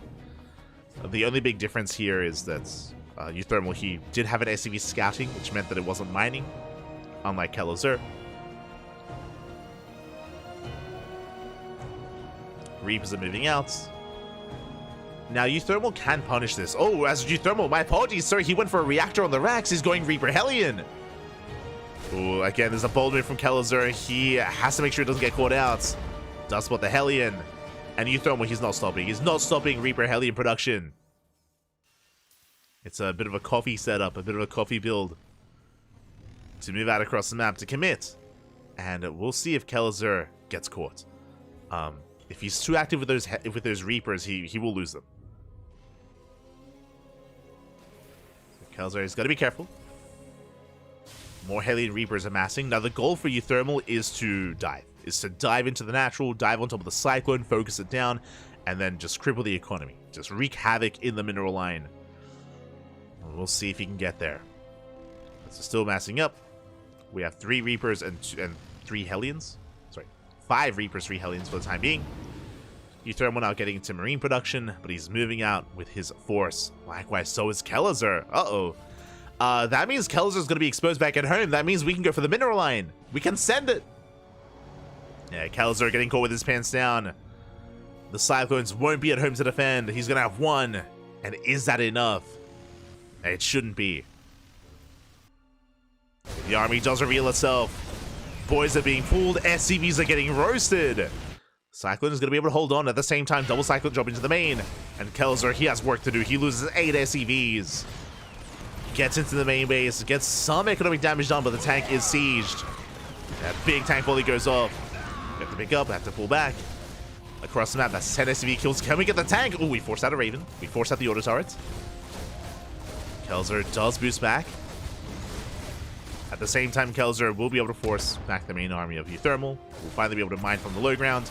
Likewise, the Cyclones, they're barely alive. They're barely still kicking, and they deny mining. We get 10 SCVs. 10 for 10. Very nice control here from Kelazur. Oh, he wants the Raven. Not going to get it. It's tempting. Reapers, they get into the main. They're the power of the Reaper. They rotate back and forth between the main base and the natural. They get another 3 SCVs, 13 in total.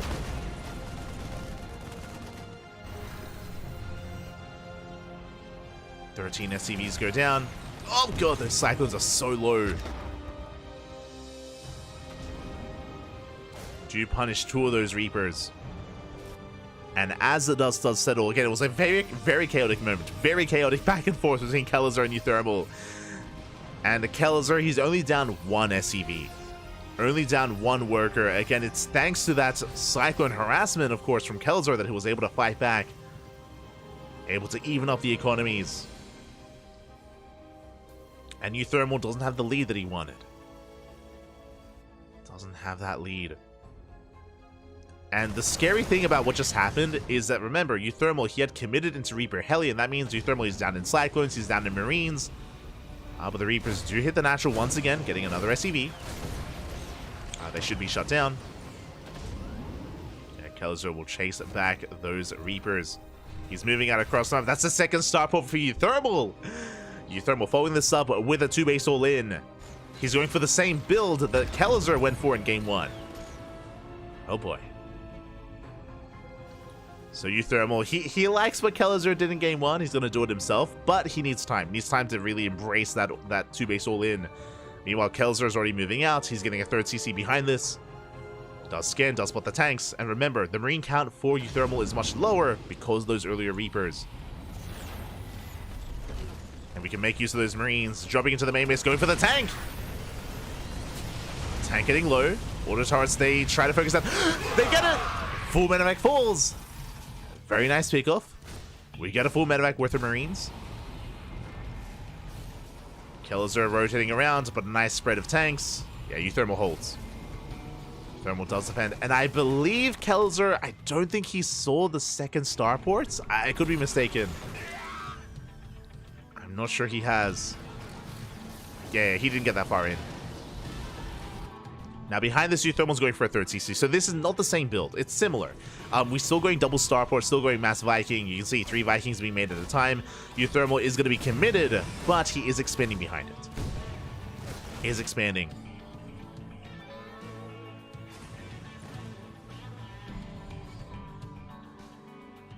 Meanwhile, oh my god. Ravens are spotted. Auto harass across the map. SCVs are going down. Oof. A lot of economic damage, but bearing in mind that this means that the Ravens won't be at home to defend. The Ravens of Kellizer won't be at home. Now they're turning back around, they still have a lot of energy, and Euthermal's committed. He's moving in, he has the Viking lead. Tanks are sieging up, big disable on the tanks! Every tank is disabled. And with that Euthermal, he's breaking through. He's gonna shut down every single tank. Where were the Ravens? They were not at home. And Euthermal, he will commit in. Again, with the Vikings, he can focus on the Ravens as well. We have defensive auto turrets. Boys are being pulled. They have to be. And the Vikings do land. And can Euthermal hold on? The tanks are cleaned up. The auto turrets, they put in a lot of work. You can see Euthermal smiling a little bit there on cams. He almost had it. He almost broke Kellizer.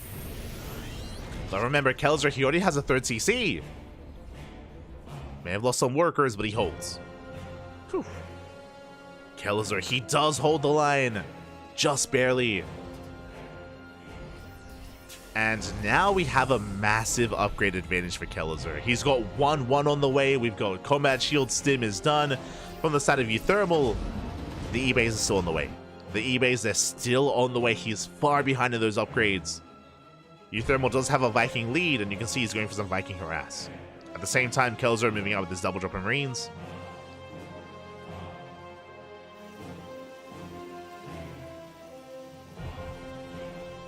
We'll see who can get more damage here. Euthermal isn't out of this, but there's a lot of pressure on him to do something here to Kellizer. The drop is deflected. Vikings, they dip into the main. They don't quite commit.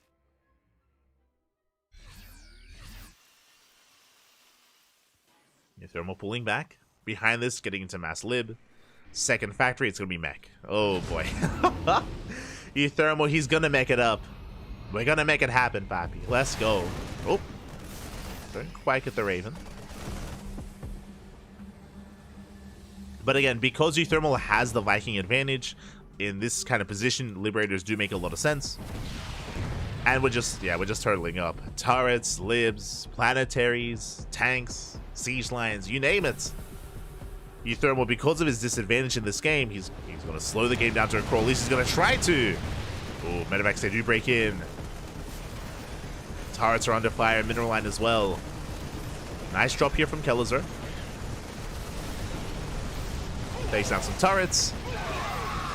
Denies mining time. He's going to be cleaned up. But he does drag the army out of position. And can we break the front line? If we had Ravens, I think we could. Our boys are being pulled into the Marines. Vikings going to be landing as well. 11 SCVs go down. And Kellizer, can he break Euthermal before he stabilizes? He's going to try. Throw down a wall of auto turrets. But it looks like Euthermal will barely hold on. Yeah, the disables run out. It does cost us 17 SCVs. Euthermal holds, but that was a costly hold for the Red Terran. And this means that Kellizer, he maintains his economic advantage. 2-2 is on the way. And again, Kelzer is trying to make use of his more mobile army. Trying to.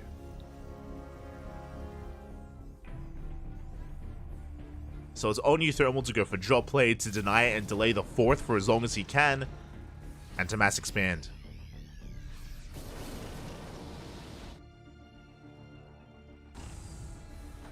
Is that 2-2?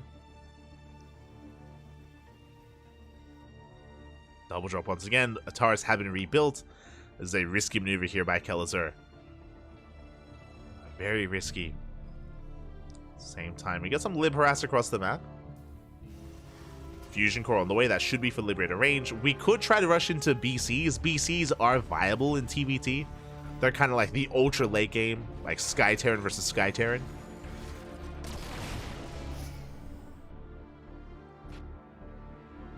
So we'll see if we embrace Lib range or BC production.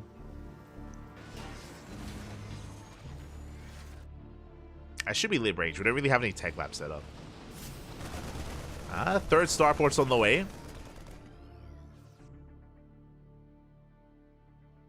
Again, that 3rd starport, high sec auto tracking. I imagine once the other one near steel frames. All the upgrades. Let's go. Likewise, Kelzer trying to keep up in the Viking count. You can see here, 4 starports on the way. Again, TBT, it's all about tank or marine tank initially. It's like biotank versus biotank, and then it turns into Viking versus Viking. And there it is. BC production has begun for Thermal. This does make sense. Basically, we're being greedy. This is the equivalent of like a Protoss player rushing into Skytoss. It's risky. It is risky to rush into Skytoss, but if you can get away with it, it snowballs out of control. Similarly here, where Thermal, he is starting BC production. We'll see if he can, likewise, get away with it as well. Meanwhile, with that 4 starport production from Kelzer, he's going to be catching up or keeping up in Vikings. For now, catching up. Getting into mass Viking. Uther must be careful not to lose these initial Vikings. He is moving out, but he's going to be punished. Yeah, 1 or 2 Vikings going down. We're going to get a 3rd Viking as well. Oh, just barely not. But these are expensive losses, or these are rough losses. Vikings are crucial here when it comes to protecting your BCs. As the BCs do need that kind of buffer, especially early on. Meanwhile, Kelzer is about to max out. We can see Thermal taking a 4th. But it's not going to be easy to expand, not going to be easy to take this 4th base. Lib does find a tank. Not bad. We can see Kelzer max expanding towards the top left. Going down more CCs. But what I want to see, because right now the observer is showing the upgrade tab, I would love to see the units tab here. I want to know how many Vikings we have right now for both players. How many Vikings, Pat? As the BCs are amassing. Lib range on the way, +1 ship weapons. There it is. 16 Vikings for Kelzer, 7 for Thermal. Uh-oh. That is quite rough here. That means Kelzer will win the battle in the air, and that means once he breaks through, he can get on top of the BCs. Yeah, BCs are revealed, they teleport. Now Kelzer knows, he's aware.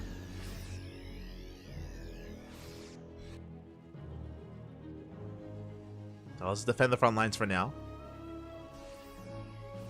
Kelzer pulling back, more turrets on the way. This is what makes up for our lack of Vikings, is these turrets. If Thermal's able to force a fight with the help of his turrets, then he can make up for that lack of Vikings. Can make up for it. As you can see here, we're slowly pushing forward with tank lines, with more turrets. Kelzer's been maxed out for a while, but Thermal, he's about to max out himself. More starports on the way, more BCs.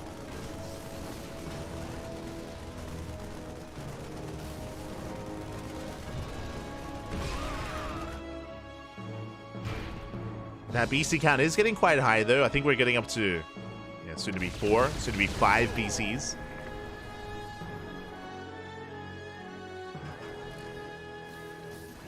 Meanwhile, Thermal's got 0-0 on all his units. 2-2 on the way for Kelzer, for the Vikings specifically. He's got a much higher Viking count and soon to be better upgrades. He scans. Honestly, he can just commit into this. 100%. Yeah, he's going for it. Liberators have arrived. Vikings going for the BC. They get one. One battlecruiser goes down.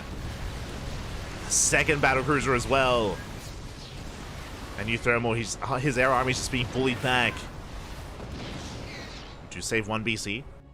Teleports across the map. The turrets to finish it off. Oh my god, it goes down to the turrets. Ay, ay, ay. Euthermal had 5, now he's down to 2 battlecruisers. Reinvesting into Vikings. Again, he was not aware that Kelzer had that many Vikings. Kelzer was keeping them hidden on purpose. Was more of a surprise. And Kelzer, he has the air superiority.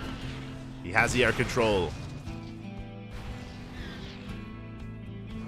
Takes down the tank. Rotating around. The tank line here is looking quite weak for Euthermal. I think he's got 1 tank on the low ground, 2 on the high ground. Turrets are on the way. Yeah, we stim in. We commit to the dive. We focus on the tanks. There are 2 tanks on the low ground, actually. So that's a decent amount of tanks. Ooh. Yeah, we hold. Euthermal does hold. More turrets on the way. Let's go. That was a much better fight for Euthermal. Kelzer, he misjudged just how many tanks there were. Let out a lot of supply. Ooh, this looks like too many Liberators from Kelzer as well. Like, it's all about that air control. Liberators are okay, but not going to be the most important factor here. Yeah, we're making 10 Vikings at a time. You can see that Kelzer still has the Viking lead. Still does maintain it.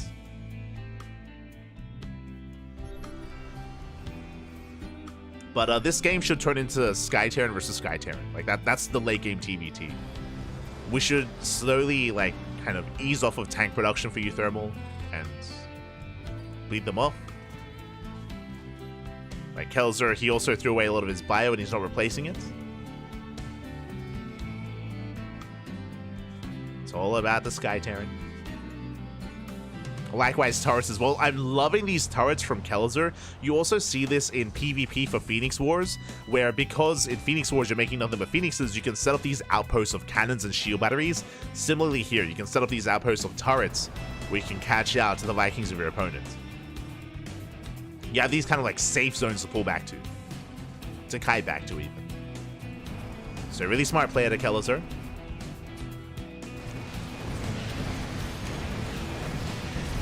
Liberators, they get a tank, but honestly that helps Euthermal. Like, as he loses tanks, he's replacing them with Vikings and BCs. Like, we want to get rid of these tanks. Like, the tanks are not going to help in the main fight. Likewise, that's why I'm a little bit afraid of all these Liberators for Kelzer. Because their uses are quite limited.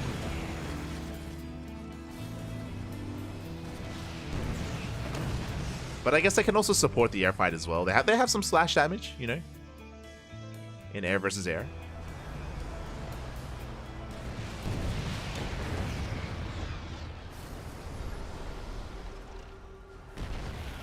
Sieging up. We can't push into this turret line.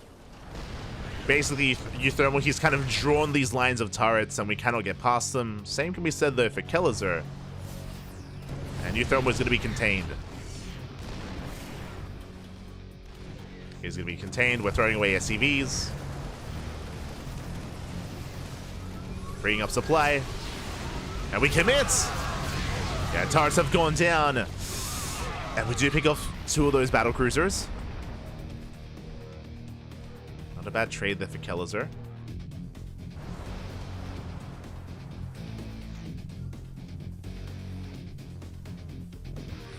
Takes down some BCs. Meanwhile, he's denying mining here towards one of the fresh mining bases of Euthermal. One of the mining bases of Euthermal. Kelzer getting to more lid production. 33 Vikings for Kelzer against the 19 of Euthermal. Euthermal has 15 tanks. Again, this high tank count for Euthermal, it's hurting him more than anything. Like, we have too many tanks. Far too many. Because of that, Kelzer will have the edge in all these fights.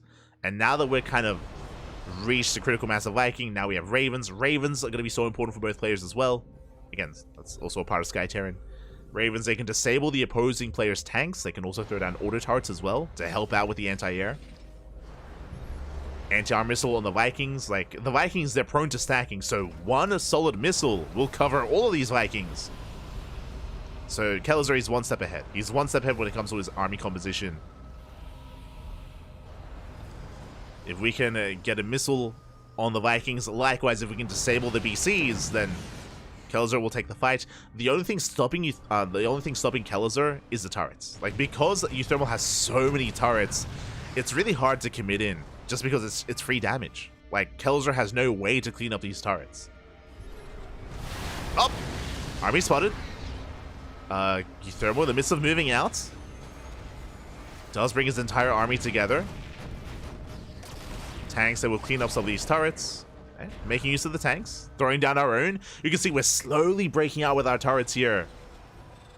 Gaining territory. Lib's gonna siege up. We commit to the fight. Turrets aren't ready. Uh-oh. Yeah, Euthermal, he's fighting without his turrets.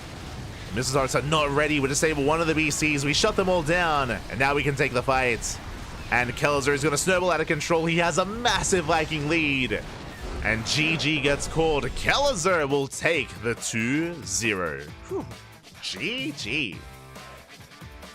Oh my god. What do you have for us? What do you have? Oh,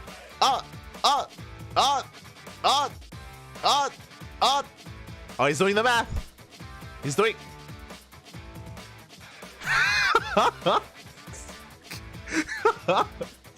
I don't know what I just saw. Regardless, GG, well. Ace player for Platinum Heroes as well when he was on the team. And now we do face off against each other. And here we go in the top right hand corner. We have Young Yakov for Platinum R8. In the bottom left, we have Firefly for Offside Esports. Here we go. Young Yakov going for a 15-15. Interesting. Okay. 15-15 opener out of Young Yakov is going for a slightly earlier expansion. What does this mean? This means that the expansion timing for Young Yakov is just in time to be on location and just before this probe gets across the map. Oh, and we're going for the gold. Let's go. This is a lot more common on this map. Okay, winding it back a little bit. So in a longer standard game, Young Yakov would be at a bit of a deficit or a bit of a disadvantage just because it's hard to actually maintain that gold. But that's also why we've seen a rise in popularity of this build. We should be going for a Roach Rush. We're going for the gold base real quick, real fast, into a Roach Warren, into a Roach based all-in.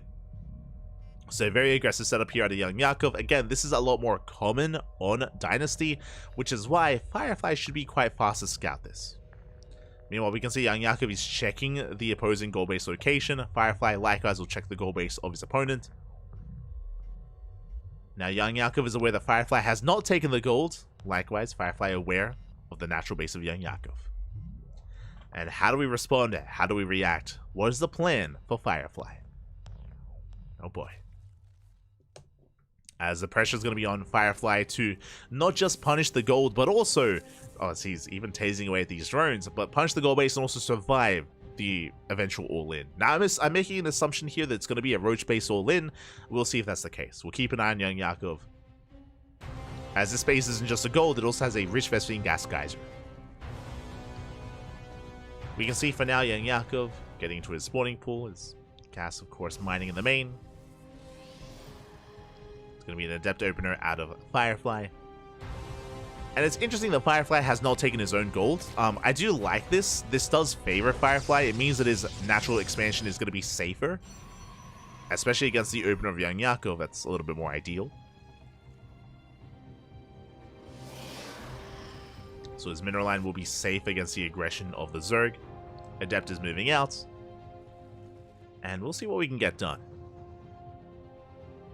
As Lings are on the way, and the Queen is in production as well. Adept threatening a shade. We do threaten, but we don't quite commit. Delaying some mining time. Second Adept on the way. Joining up with the first. Ling's taking a lot of hits, taking a lot of damage. Nice trades here for Firefly. And now 2 Adepts can one-shot drones. And we get in. We get one. We get one drone. We get a second. We're going to get a third drone as well. Very nice damage. 3 drone kills. Both Adepts survive. And we have more Adepts on the way. Have a third Adept now. Oracle's in production. And we're coming in for another dive. The Queens will shut down 1 Adept. Oh, they barely shade away. Oracle's moving out. Young Yakov has split up his Queens. Has split them up. And so far is in position.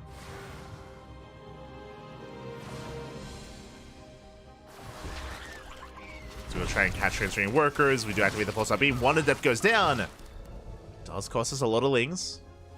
Better pick up here for Young Yakov. Oracle hits the gold, gets 1 drone, gets 2 drones, but takes a lot of damage. Yeah, a bit of missed movement from Firefly. Not quite punished, but the Oracle takes a lot of hits, takes a lot of damage. Second Oracle likewise making its way into the gold mineral line, getting 1 more drone, getting 2 more drones. Oh, we barely don't overextend. We barely don't. Another drone falls. We get 5 worker kills. Oracle's race back. And Young Yakov has not thrown down any tech. He's been droning. There's the Roach Warren. But it's a bit of a later Roach Warren, so we're not going for any kind of early kind of crazy all-in. Roach Warren on the way at around the 4-minute 40 mark. Against a Stargate opener, this Roach Warren is early. I will say that at least. It's a little bit earlier. Another Oracle hitting the main. Queen's in position.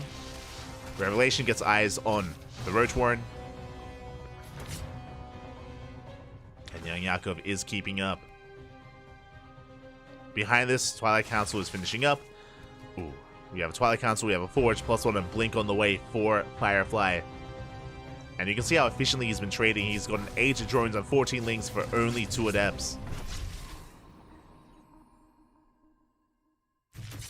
And my eyes are on Young Yakov. I'm curious if he's still going to go for the all-in. He's droned up a little bit, but you can see that Young Yakov, his cut workers at 45. Yeah, he's making roaches, yeah. We're just committing to roach production. Lings are on the way. This lair could be for Dropper play. It could be for Nidus as well. But it does seem like Young Yakov is going for an all-in. And Firefly should get eyes on the lack of saturation. It gets more drones. We're massing up nothing but Ling Roach. Young Yakov is committed.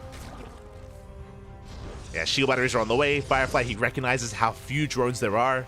He's like, hold up, what's going on? And it's going to be a Ling Ravager all in. Ling Ravager, Queens are waddling across the map. The lair is done, which means Overlords can spread creep. No Dropper Lords, as we don't have Overlord speed, but creep can be spread nonetheless. We're going for a Spire. This is wild. Spire? Okay, interesting. Oh my god, a massive stasis. We cached the Lings.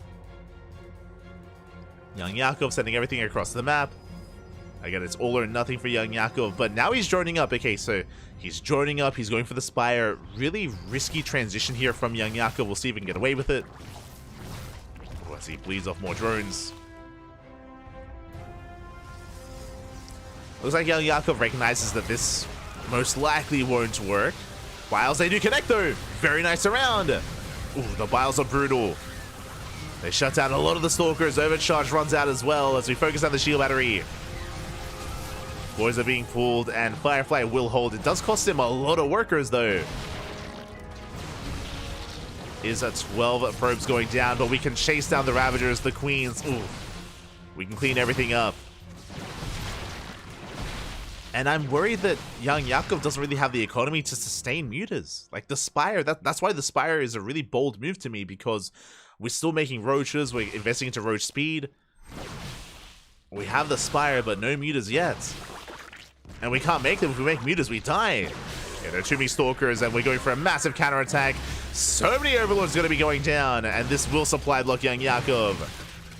And GG gets called, and Firefly will take game number 1. GG. GG, well played. Firefly will fight back for himself and for his team and put a point on the board. Again, there's a lot of pressure on firing energy. In the top left-hand corner, we have Young Yakov for Platinum RH. In the bottom right, we have Firefly for Offside Esports. He's locked in. Not wasting any energy on any inefficient body movements. Prioritizing everything into the brain and into the hands. The power of Firefly. Ay.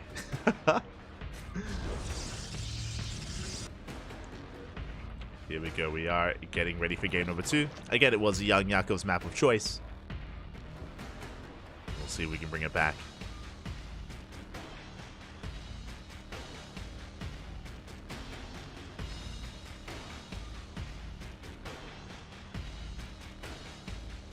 Firefly looks like he's in a hospital. It's a white room. It is a white room. But you can see his bed behind him. His bed on the left. The bench. We're solid. As it is going to be a much more standard opener this time. Hatch gas pull out of Young Yakov. Not going for a 15-15. Likewise, gate expand from Firefly. Not as locked in as Young Yakov, though. He didn't even blink once yet this entire series. True. He's not even playing with his hands. He's playing with a DDR pad. He's going full larva, man. Full larva. Playing with his feet.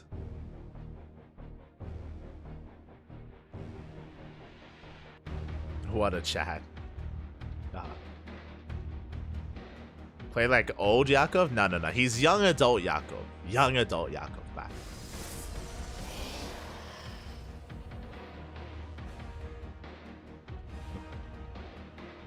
Just for now, we're settling in. Is going to be that initial gate expand from Firefly. And we'll see what kind of tech he goes towards. It should just be a Stargate opener into a third base. I don't really expect anything too crazy from either player in the early game. But we'll keep an eye on both Firefly and Young Yakov.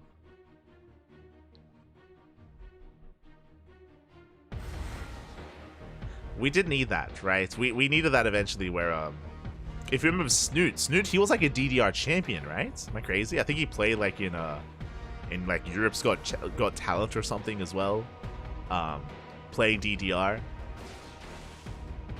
In his prime, we needed some Snoot DDR StarCraft gameplay. We needed that.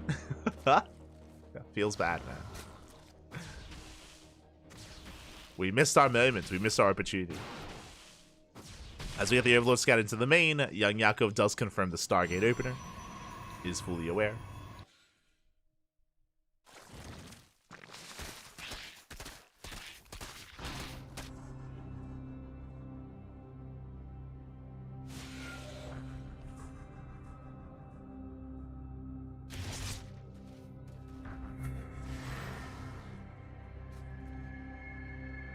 Is fully aware, at least, as we enter kind of a more standard mid-game for the time being. Young Yakov likewise droning, no like early tech, no early Roach War, no early Lair.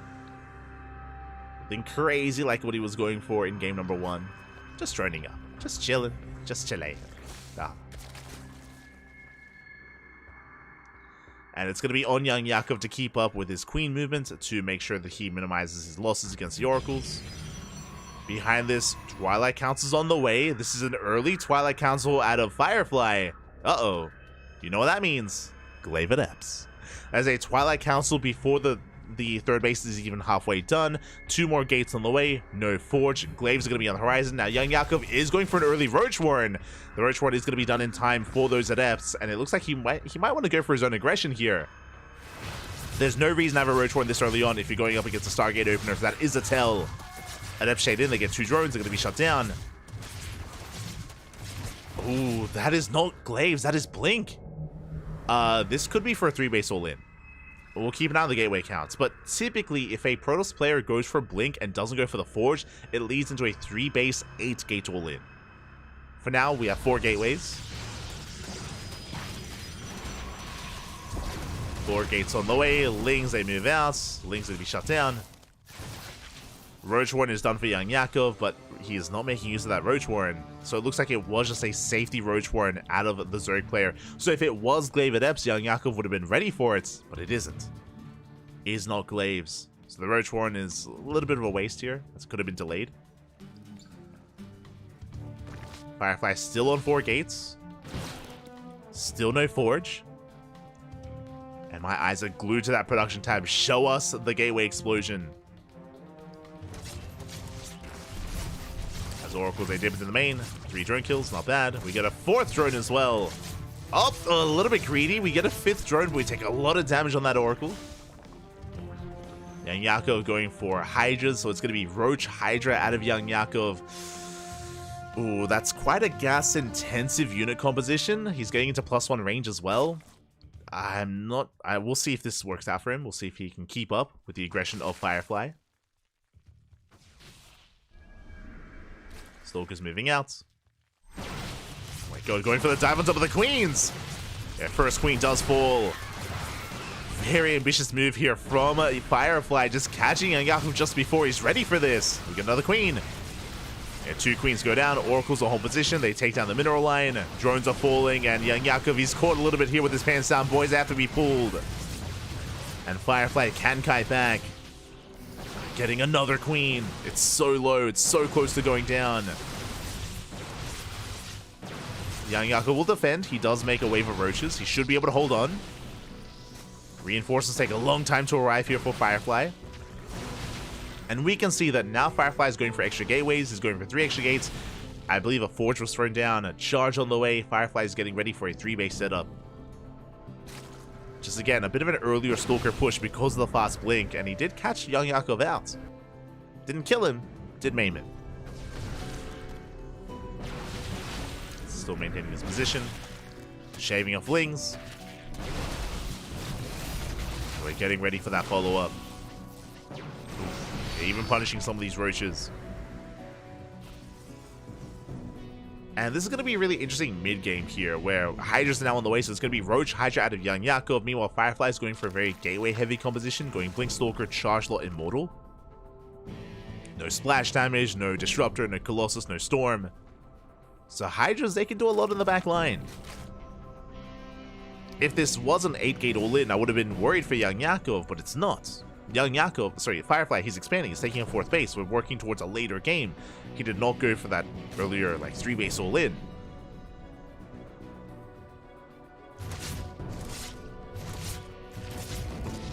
Oracle gets shut down. Young Yakov amassing more Hydras.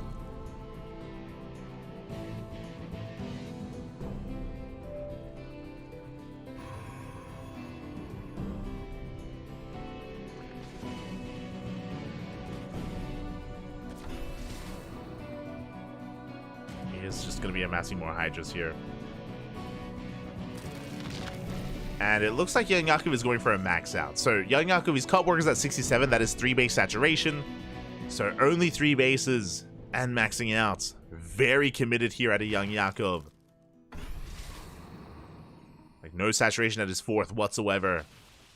And Young Yakov, he wants Firefly to push into him. That is the ideal, as Young Yakov has not been droning. Setting up for a surround. He's coming in from behind. Force wheels are thrown down, but they get shut down immediately. Oh my god, the piles! The piles are solid, but the force wheels are still standing strong. Firefly does hold his own. Prism has arrived. More reinforcements are on the way. Do we have any force wheels left over? We have a handful of them, but that's all we have left. The Immortal's going to be targeted down. 1 Immortal remaining, but it does fall. Have we lost too many roaches? A lot of roaches have gone down, and that means that the Hydras are exposed. And Hydras, these are expensive losses here for Young Yakov. Firefly, he's breaking through. Getting on top of the queens, the Hydras as well. Reinforcements are on the way, they do warp in. And Firefly is snowballing out of control. Came with the production. Boys are being pulled, they have to be. And Yakov in a lot of trouble. Does lose 6 workers, but he does hold on, and there we go. He forces back the main army. And Young Yakov is holding. He's holding for now, but now we have a massive warp into the main. And we're getting on top of the Hydras. And they force back the main army. We're getting on top of the main force as well. Once again, boys have to be pulled. And we're pulling Young Yakov apart, left and right. Shaving off so many workers. And we barely had any workers to begin with. Remember, Young Yakov, he cut workers at 67. He was 3-base all in. And now he's down to 50. Down to 50 workers. Firefly has a massive economic lead. The longer this goes on, the better it is for Firefly. And it may not even go on that much longer. The base one shot away from going down. One shot.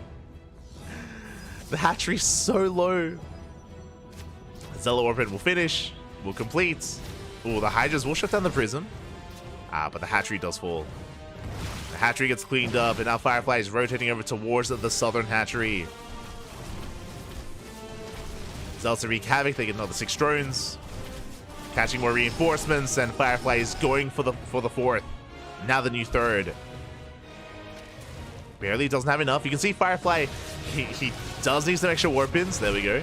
8 more Stalkers on the way. Firefly was banking a lot of resources there. The warp pin does kick in. I would love to see some further tech, like either a Temple Archives or a Bay for Firefly.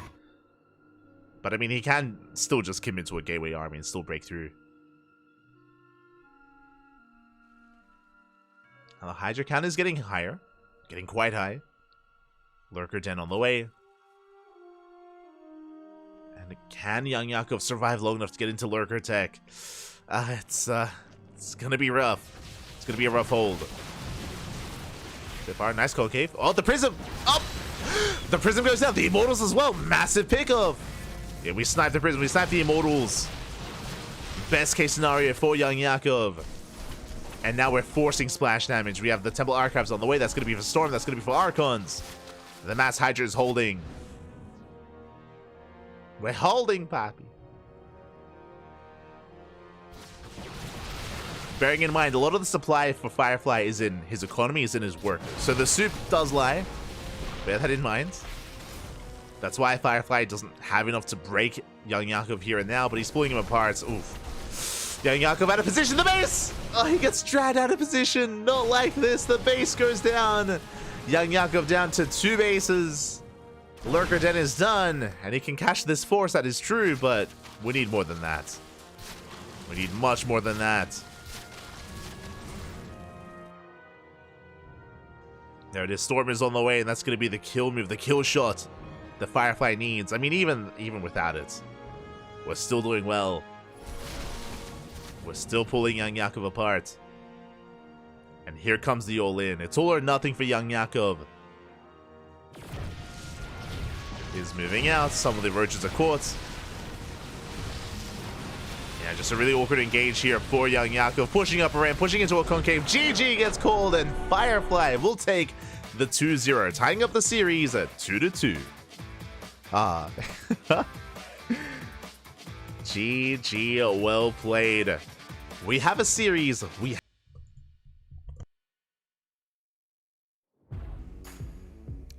And we are back with the final best of 2 of this series. It all jumping into game 1, and in the bottom right hand corner we have Goblin for Platinum R8, and in the top left we have Hero Marine for Offside Esports. Let's go. Or Off Mouse, if you prefer. As Gabe did partner with Offside for WTL. Unfortunately, it was a late partnership, so Gabe wasn't here for the first 3 quarters of the season, but towards the end here, Gabe has been the ace player for his team, the new ace essentially, and Offside Esports are better off for it.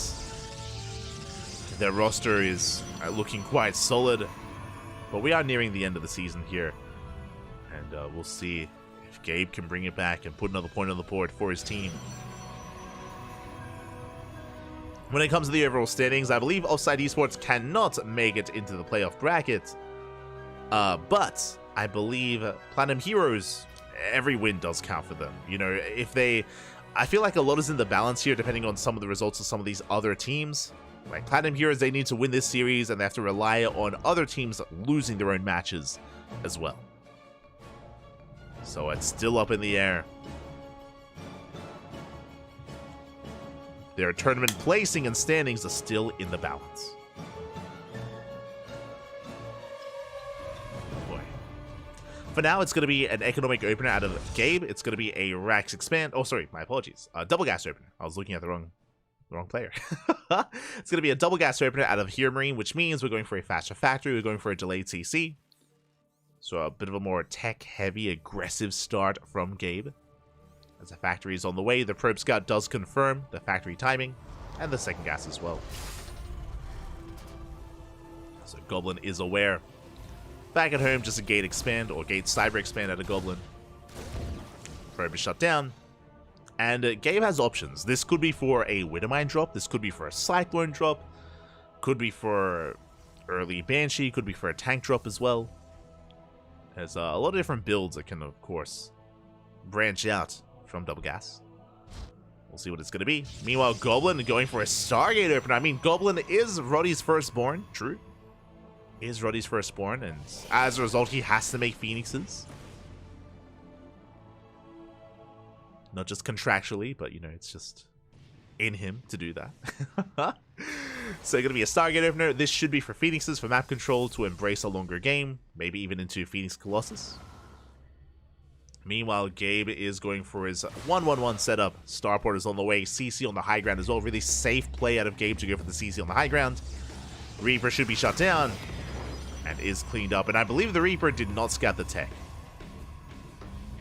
as the Stargate was thrown down a little bit further back. It would have been close. Oh, actually, did we see it? It would have been close there. We got, oh, we checked. Oh, he did not see. Oh, the Observer also was questioning that as well.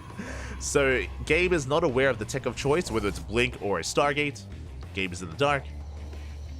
Behind this is going to be opening up with a bit of a kitchen sink. It's Cyclone into, or it's a Mine to Cyclone into another Cyclone. We're going for an early push, and there's a lot of potential with this move out. And what I will say is that I do think that Goblin's going to be in a bit of trouble. Like, Phoenixes early on are not ideal. Phoenixes, they struggle a little bit. They do rely on a higher Phoenix count to, like, CC, crowd control, and shut down earlier pushes.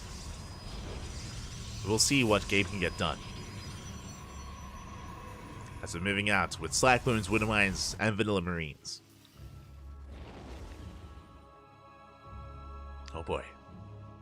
It's going to be 2 Cyclones here for Gabe. A second Cyclone's on the way. And how good is the Mine Shot going to be as well? Shield battery's in position. We have the Overcharge. Widowmine does burrow in time. Overcharge is popped. That is going to buy some time. Gabe should wait for that to run out. Oh, we saved the Widowmine. Just barely. Widowmine is saved. So we get some lock-ons. The Overcharge still coming into play. We pick up the Mine. We pick up the Cyclones. Yeah, nice defense here. We shut down the Widowmine. We shut down the Cyclones as well. And Goblin will hold. Whew. Get a clutch hold here at a Goblin. He will chase this down as well. Phoenix is getting low, but it looks like nice control. We shuffle the Phoenixes back around. We take down the Viking and the Medevac. Gabe losing a lot here in this push. And we're not happy. We're not done. We want that Cyclone. We commit to the shade. Marines are going down. And Gabe is going to be stuck at home, bleeding off a lot of units. Behind this, the Bay is on the way, so it is going to be Phoenix Colossus out of Goblin. A very solid army composition, you know, tried and true Phoenix Colossus. Phoenixes, they deter any kind of drop play. Colossus, they shut down any kind of bio-aggression as well. It's a really solid way to get into the mid-game. And again, Gabe is just stuck at home. Throwing down 2 more Raxes. No third CC yet. The Liberator moves out, but we're in position. Oh my god! We're in position! The Liberator gets shut down. There's no blink for the Stalkers, but the Phoenixes are on the way. Phoenixes, they're on the way to hunt down that Lib. And can they find it?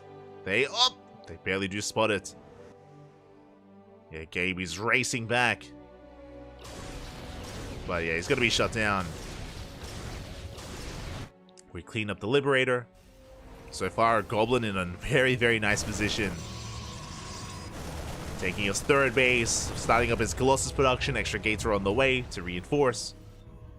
And now my eyes are on Gabe. So after the failed early push, where do we go from here? No third CC yet. Now, it's still a little bit too early to determine whether or not it's an all-in. There we go. Third CC is on the way. It is not an all-in. We're going for our third base behind this. It's going to be expanding. Yes, Gabe is moving out, but he's really just looking for map control. I don't really think he intends to commit. He's just hoping to find a Phoenix. Hoping to find a Stalker. Whatever he can get his hands on. As he zones the Phoenixes away, reinforcements are coming. Oh, the Medivacs! Oh my god. Hey, take some hits. We'll take some more hits, actually. Phoenix is forcing Gabe back home. Delaying the third CC, going for the Marines. The mines! Oh! Missed movement there out of Goblin. Big mines to the face. Massive connections. And the Phoenixes are very softened up. Yeah, Gabe able to catch those Phoenixes. Good positioning here with those Winter Mines, forcing the recall. But at least Goblin confirms a third CC. So now he himself knows that Gabe is expanding, is working towards a longer game. That means that Goblin is safe to take a fourth, to expand himself. And there it is, fourth Nexus is on the way for Goblin. He knows he's safe to do so. Moving out with Colossus. And is refining his army with +1 and charge. The charge that's going to be on the way. Rocks are being knocked down. Goblin just making sure he has his half of the map secure.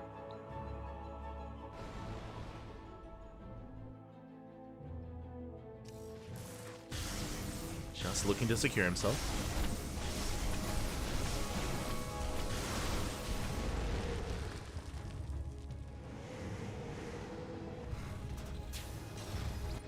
Now we're going to be moving out. If Goblin sees an opportunity, he can try to dive on the main army. But the third base should be looking pretty secure for Gabe. Goblin has to be careful. Does poke in. The concave is looking solid. We catch out a Cyclone. Yeah, Cyclone goes down, collapsing on top of their main army, but we cannot commit up the ramp. Yeah, Goblin bleeding out a lot of his Zealots. Yeah, Zealots are bleeding off. We do peel off towards that third base. More reinforcements on the way. The Colossus, they're getting so much damage done. Oh my god, those 3 Colossus! They go to town on the bio. And at the same time, we're just zoning the main army away from the third CC. SCVs are going down, and Goblin is coming in for the kill. We do reinforce. The Prism has arrived. We deny any kind of mining at the third base.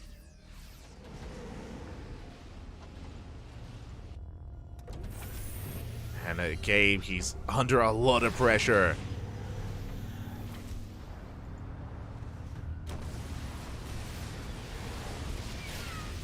He's under a lot of pressure. We collapse on forward as well. 15 SCVs go down. The mine shots are pretty solid here on top of the Phoenixes. Likewise, we kite well here. We kite back against the Zealots, but the Colossus, they rain down on the main army. 1 Colossus does fall. And it looks like Goblin barely does not have enough. He cannot break this. Oh, I say, oh my god, the Colossus, they take down the Marauders. Big swipes. Goblin overextending for a moment, has to pull back, has to pull away. Vikings getting a lot of free damage. The Stalkers will zone them back. The mine! Oh my god! Mine takes down the Colossus! Ay, ay, ay. The hero mine! That's a massive pick of Colossus goes down, but remember, behind this, Goblin is on 4 bases. His economy is getting out of hand, it's getting out of control, and Gabe has a lot of recovering to do. He has to reestablish his third base, building up his army. We have a second robot making 2 Colossus at a time. Goblin, he's working on another Nexus, getting a 5th base. And there's barely an army at home. Yeah, Goblin is coming in for the kill. Here, Marine, he risks it all going for a double drop, and the double drop is going to get a lot of damage done. But what about the main army? What about the bases back at home? And remember, Goblin can always recall if he needs to. Can always recall. He's going to get killed on the CC. And we have Warpins back at home. GG gets called, and Goblin takes game number 1. Whew. GG. Goblin, he's crazy. GG, well played. Again, Goblin, he took down Beyond 2 weeks ago. Heroes for Platinum Heroes, or Platinum R8 to make it through. But here we go, we're jumping into our next game, and spawning in the top right-hand corner, we have a Goblin for Platinum R8. In the bottom left, we have a Hero Marine for Offside Esports. Or off mouse. Hello, Mr. SCV. Now, with this SCV move out, this could be for an eBay block. This could be for a proxy racks into a bunker as well. We have options. We do have options with this SCV. And it looks like we're going for the racks. Okay, we're going for the proxy racks across the map. Now, this is not just for the Reaper to get into the main. Like, the Reaper harassment is going to be a part of it. The bunker is going to be another part of it as well. Assuming that Gabe also goes to the bunker at the natural to deny mining for as long as we can. So a very aggressive start for Gabe. We'll see if it pays off. We shall see. Goblin is... No, is he checking? He is! Will he scout it though? He's checking towards the left, and oh, he does. He does come across the racks. Massive scout for Goblin. He sees, he confirms, and now it's on RNG. Now it has to be all about the RNG here. Okay. We're going to be able to continue, and we do finish the racks. The racks will complete. The racks will finish. As a Goblin was not able to deny it. But at least he knows. You know, he has a piece of the puzzle. He's aware. Second probe moves down to make sure that there is no eBay block or bunker placement. Yeah, the SCV taking a lot of damage. And a Goblin is going Zealot first. Whew. So again, very nice scouting here out of Goblin. And he shouldn't take too much damage from this. There is still potential for Gabe to like out control and out micro and pick away at the mineral line. That is true. Zealot out of position. Reaper does get in. Oh, does get in, and we're gonna be able to get a worker here. Boys are being pulled. We do have a wall. Oh, the Reaper stuck. The Reaper, no, the Reaper's trapped. The Reaper goes down. Ay. Big overextension from Gabe. Does get 2 probes, one across the map and one at home. But the Adept has arrived, and a Goblin should have control of his base.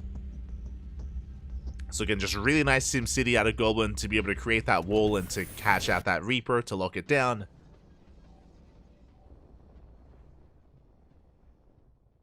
And Gabe has some catching up to do. He's going for a second racks back at home. This could be for a 3 racks follow-up. That would make sense. Reaper trying to dip in. Again, there's a full wall. So Goblin does defend. He's going to try and chase that Reaper down. Yep, there it is. It's going to be 3 racks. Okay, so we have 2 racks on the way. It's going to be a 3 racks follow-up. If you're curious what this is a stim timing. Stim timing out of Gabe. He's going into a mass marine composition, into stim, into potentially some marauders as well. If this was Blink Stalkers, for example, as an opener for Goblin, then marauders would make sense. We can see it's going to be a Stargate opener. Oh, okay, never mind. Sorry. I didn't notice that the factory was already done. So this is going to be a 3-1-1 before Starport. I mentioned before that this is a good map to embrace a longer game on. Based on this production setup, this looks like a 2-base all-in. Looks like the beginning of a 2-base all-in, or at least 2-base committed play. What I'm referring to is that we have a big delay on the Starport. Big delay on the Starport. And so because of that, we're going to be building up a massive bio army. We're going to have a lot of units to work with. We have Stim on the way as well. I could see Gabe pulling the boys with this. Our sign is we're looking for the Starport. If we see the Starport being thrown down, then we most likely will not pull the boys. So we'll keep an eye on Gabe to see how committed he wants to be with this. Stim is on the way. We have the Edgy Bay as well. Getting to our initial tank production. It's going to be so important for Goblin to scout what's going on as well.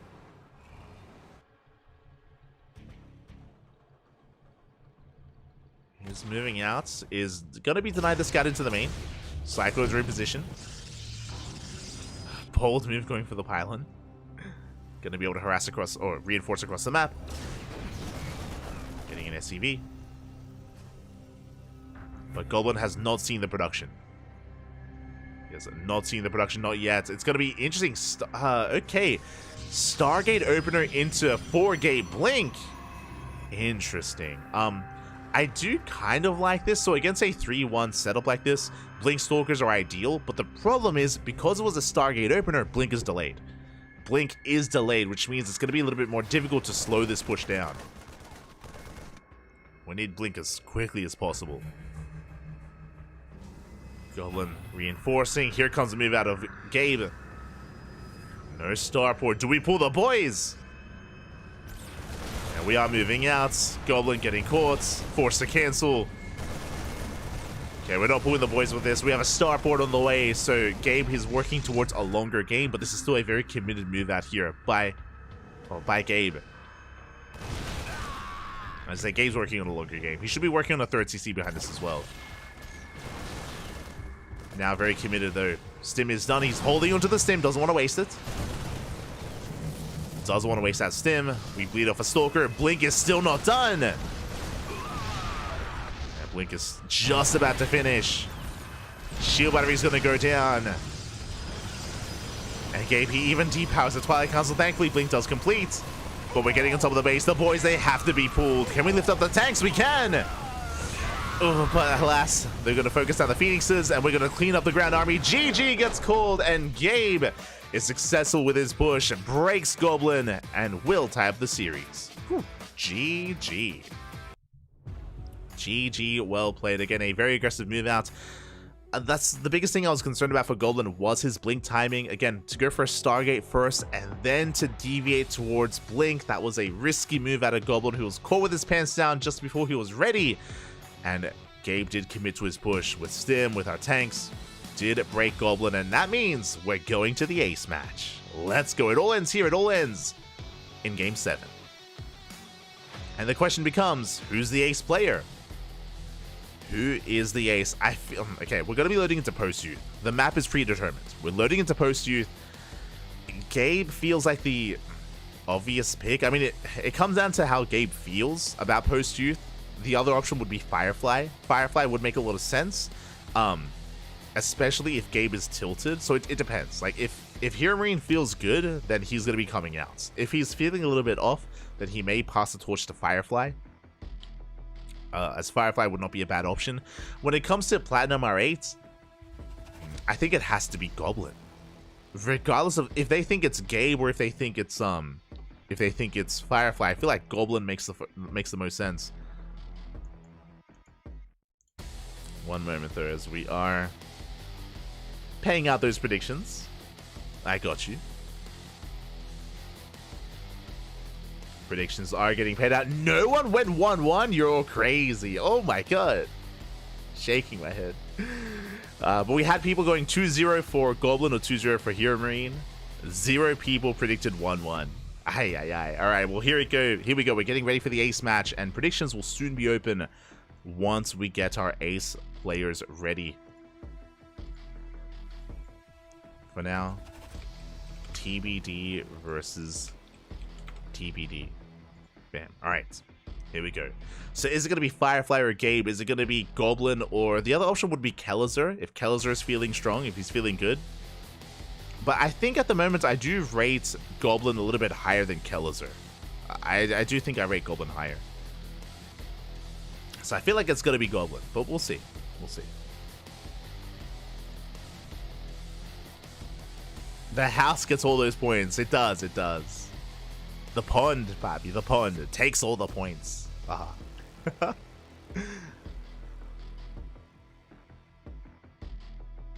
we go. And who is it going to be? Do we have an ace match between Hero Marine and Goblin? I mean, that would be fitting. That would be fitting. Does Firefly come out of left field? Again, I do think Firefly is a valid option for Offside Esports. Especially if he's feeling good after his wins. If he has that momentum. If he's hyped.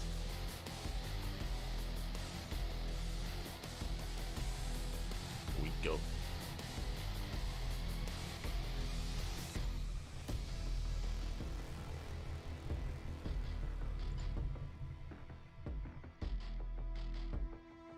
Now our teams are still deliberating. They're still deciding amongst themselves.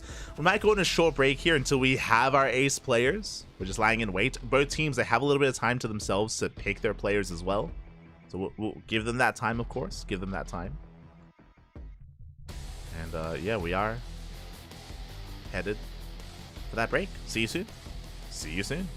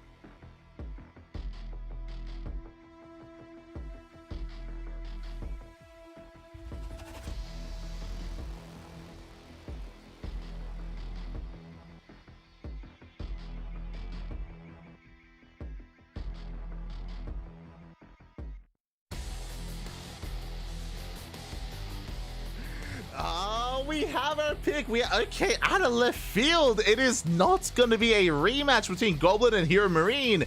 It is going to be Gabe versus Kellizer in a TVT. Oh boy, here we go. It is going to be that ace match, or it is going to be the ace match between these two teams. If you're in the chat, predictions. Predictions are now open. Place your bets. Who's going to take it in this TVT? Kellizer, he of course was flexing his TVT prowess earlier against Euthermal. Bearing in mind, Euthermal's best matchup was TVT, and this feels like a snipe. This feels like a snipe. Feels like Goblin and Kellizer, they were probably discussing amongst themselves, who do they favor against Gabe on post-youth? And they came to the decision, it's going to be Kellizer. So, Goblin and Kellizer, they did, I imagine, agree to this, and I'm curious, Diego, what are we cooking? In the top right-hand corner, we have Kellizer for Platinum R8. In the bottom left, it's going to be Hero Marine for Offside Esports. Let's go. Let's and turn this into heavy bio play, into drop play thereafter. But now Reapers are on the way, and if Gabe moves out with his first Reaper, he will be caught. He'll be caught out, he will lose it, and things will very quickly snowball out of control. So Gabe has to be very careful with this first Reaper. As it does move out, he's checking his own third base location. He checks the gold. You can see that Gabe is just scouting for now. He's not committing with his Reaper, thankfully, and will keep it back at home. Meanwhile, Kellizer continues Reaper production. Expansion now on the way for Kellizer. First Reaper moves out. Ooh, commits up the ramp, but we will be not shooting first as Hero Marine was in position. So Kellizer, he takes some extra hits. It was a bold move out of Kellizer to move out like that. But he's luring Gabe out. Well, he's trying to. Gabe getting into his own second Reaper. Kellizer diving back in. Who shoots first? Up! It's going to be Kellizer. The Kellizer does shoot first. Takes down the first Reaper. Big win for Kellizer. Now he delays the CC. And he can keep pushing. He can keep going. Cyclone's still on the way. Oh, and we can get another Reaper. A Cyclone does arrive just in time. We punish the Reapers. First Reaper goes down. And Gabe holds. Whew. That was a very tense moment. Things could have gone very south real quick there for Gabe. But the Cyclone arrives, and we hold. Gabe does hold on. Back across the map, Kellizer getting into his own expansion, getting into his own factory. And we spoke about the 2-on-1 timing. There it is. Stim is on the way. So really fast stim out of Kellizer. Factories in production. We should be going into a starport, into drop play thereafter. Now, this isn't seen too often, like 2-on-1s. This is more often seen against Zerg, very rarely seen against Protoss and Terran. The reason for this is because, sure, we have a really fast stim timing. True, really fast stim for Kellizer, but we lack tanks. We're going to be lacking tanks, and a lot of TVT is about tank v tank, it's about positional play, so Kellizer is going to be quite behind when it comes to the overall tank production compared to Gabe. Meanwhile, there's a starport. We should be getting a reactor on the factory. Yep, there it is. A reactor on the factory into an add-on swap into reactored medevacs. While Cyclone's moving out across the map, Marine's getting in position. Cyclone drop towards the main, but Kellizer is ready for it. Cyclones, they do drop. Yeah, they drop in time. Production and the tanks, they have arrived. Oh, big tank volley goes off. And we're pushing in. Oh my god. Hero Marine being so aggressive here. Hyper aggressive.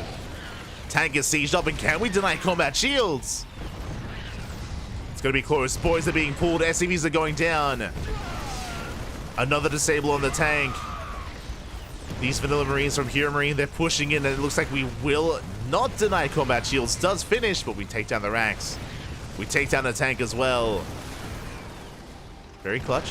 Thankfully, these combat shields are complete. Another tank has arrived. Yeah, we have a second tank now for Gabe. And we have energy on these Ravens as well. And we're just pulling Kellizer apart. Again, this is the downside of opening up 2 ranks like this, is that it's so difficult to even deal with the initial Cyclones. Liberator trying to find a good position. Will siege, auto targets get thrown down to focus on the Lib. The Liberator will fall.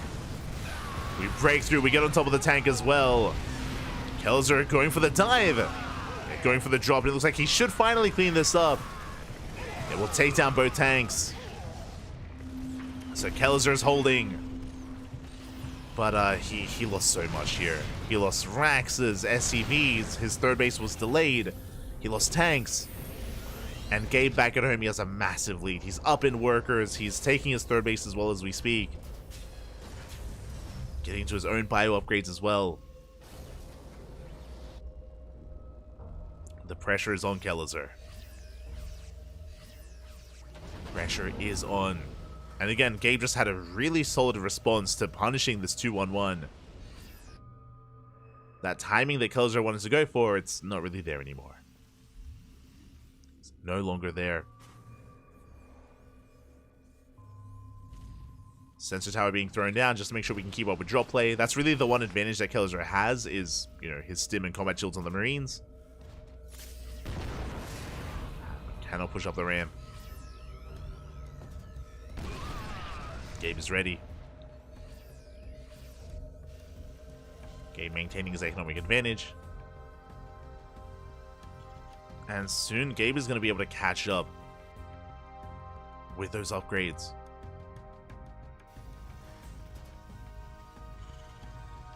Now, Kelzer can still fight back with drop play, whether it's into the main, into the natural. He can also try to outposition his opponent. Even if you're down in tanks, you can still take some better fights.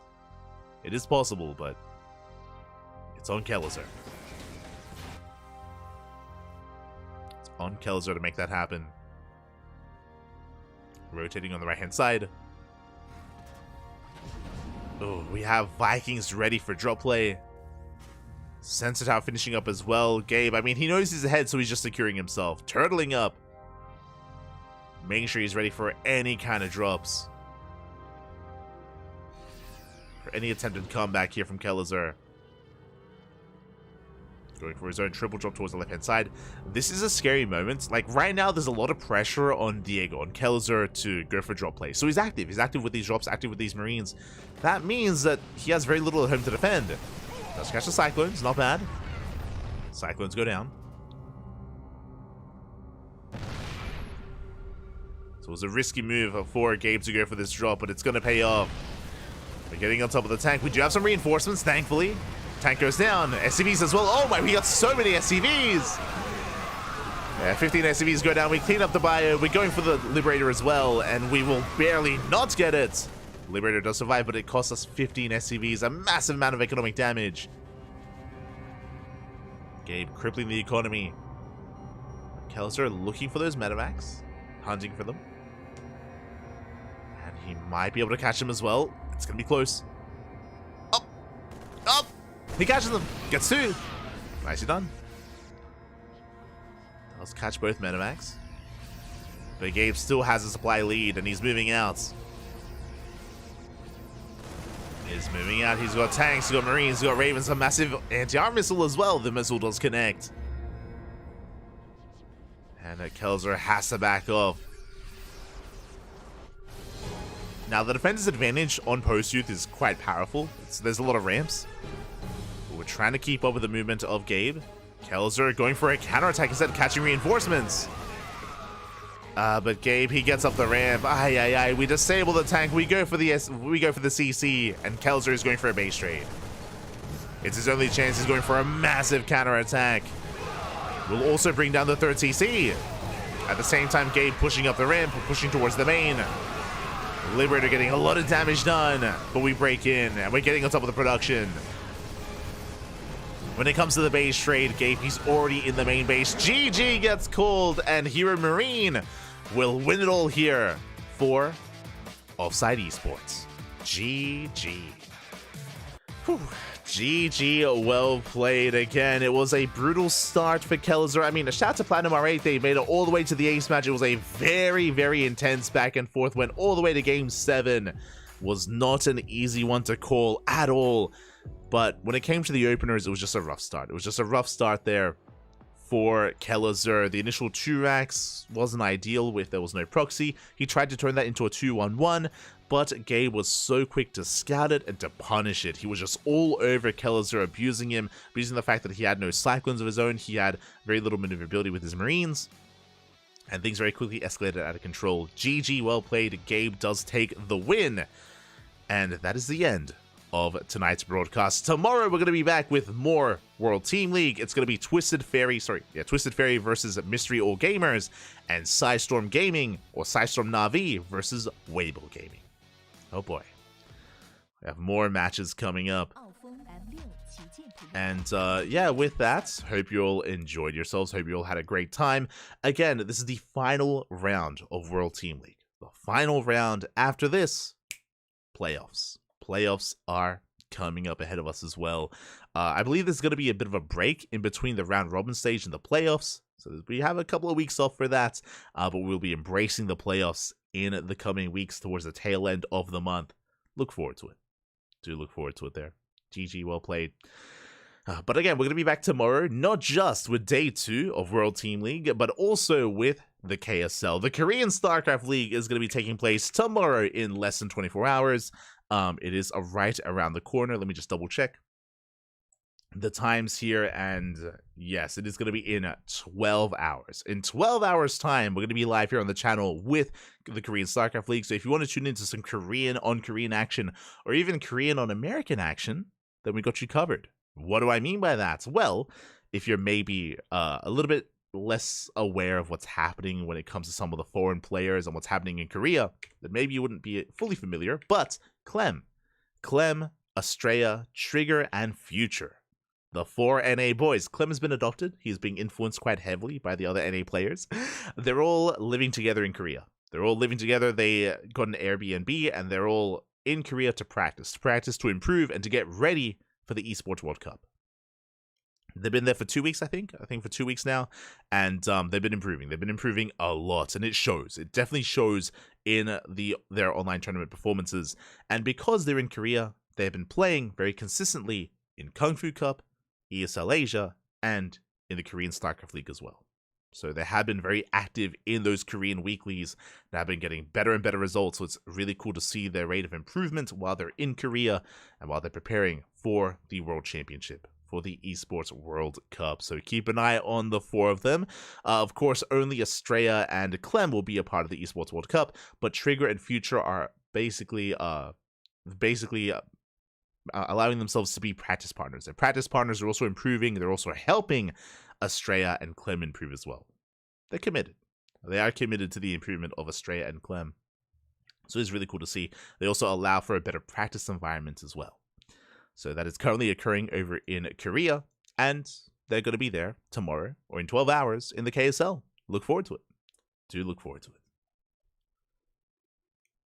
Platinum Heroes need Twisted Fairies to win. Yes, that is true. Platinum Heroes, if they want to make it to the playoffs, they need the Twisted Fairy to take the win. So best of luck tomorrow. Best of luck. For now, we're gonna be heading off for the time being. Again, we'll be back in 12 hours. Thank you for watching. Thank you for tuning in. Thank you for the support. Hope you all enjoyed yourself. And we will be coming back in 12 hours. Otherwise, stick around. We're going to be giving another StarCraft streamer a raid. I say that we've had a lot of people streaming things other than StarCraft. There's been a lot of like Stormgate streaming going on. I have yet to touch Stormgate. I haven't really been able to play much of it yet, but I'll get around to it eventually. I'll get around to it. We'll get there. But the question becomes, do we have anyone to raid? There's Harston. There's Gabe is streaming his POV. Let's go. Gabe is streaming. We have Mr. Sadsack. We have, who else? Harston, of course. We'll find someone. We'll find someone to raid. So give them a chance. Give them an opportunity. And we'll see you guys tomorrow for some Korean StarCraft League action. Or for some WTL if you miss out on KSL.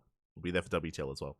Otherwise, thanks for watching. Thanks for the support. We'll see you guys next time. Ciao. Bye. All right. You can follow us. You can follow us on Twitter, Facebook, Instagram, YouTube, and Discord. All things CranKy Ducklings. If you want to be notified when we go live, you can join our Discord server. You can be a part of the prediction game if you're interested over on our Discord server as well. Otherwise, see you next time. Until then, ciao. Bye. Ciao. See you next time.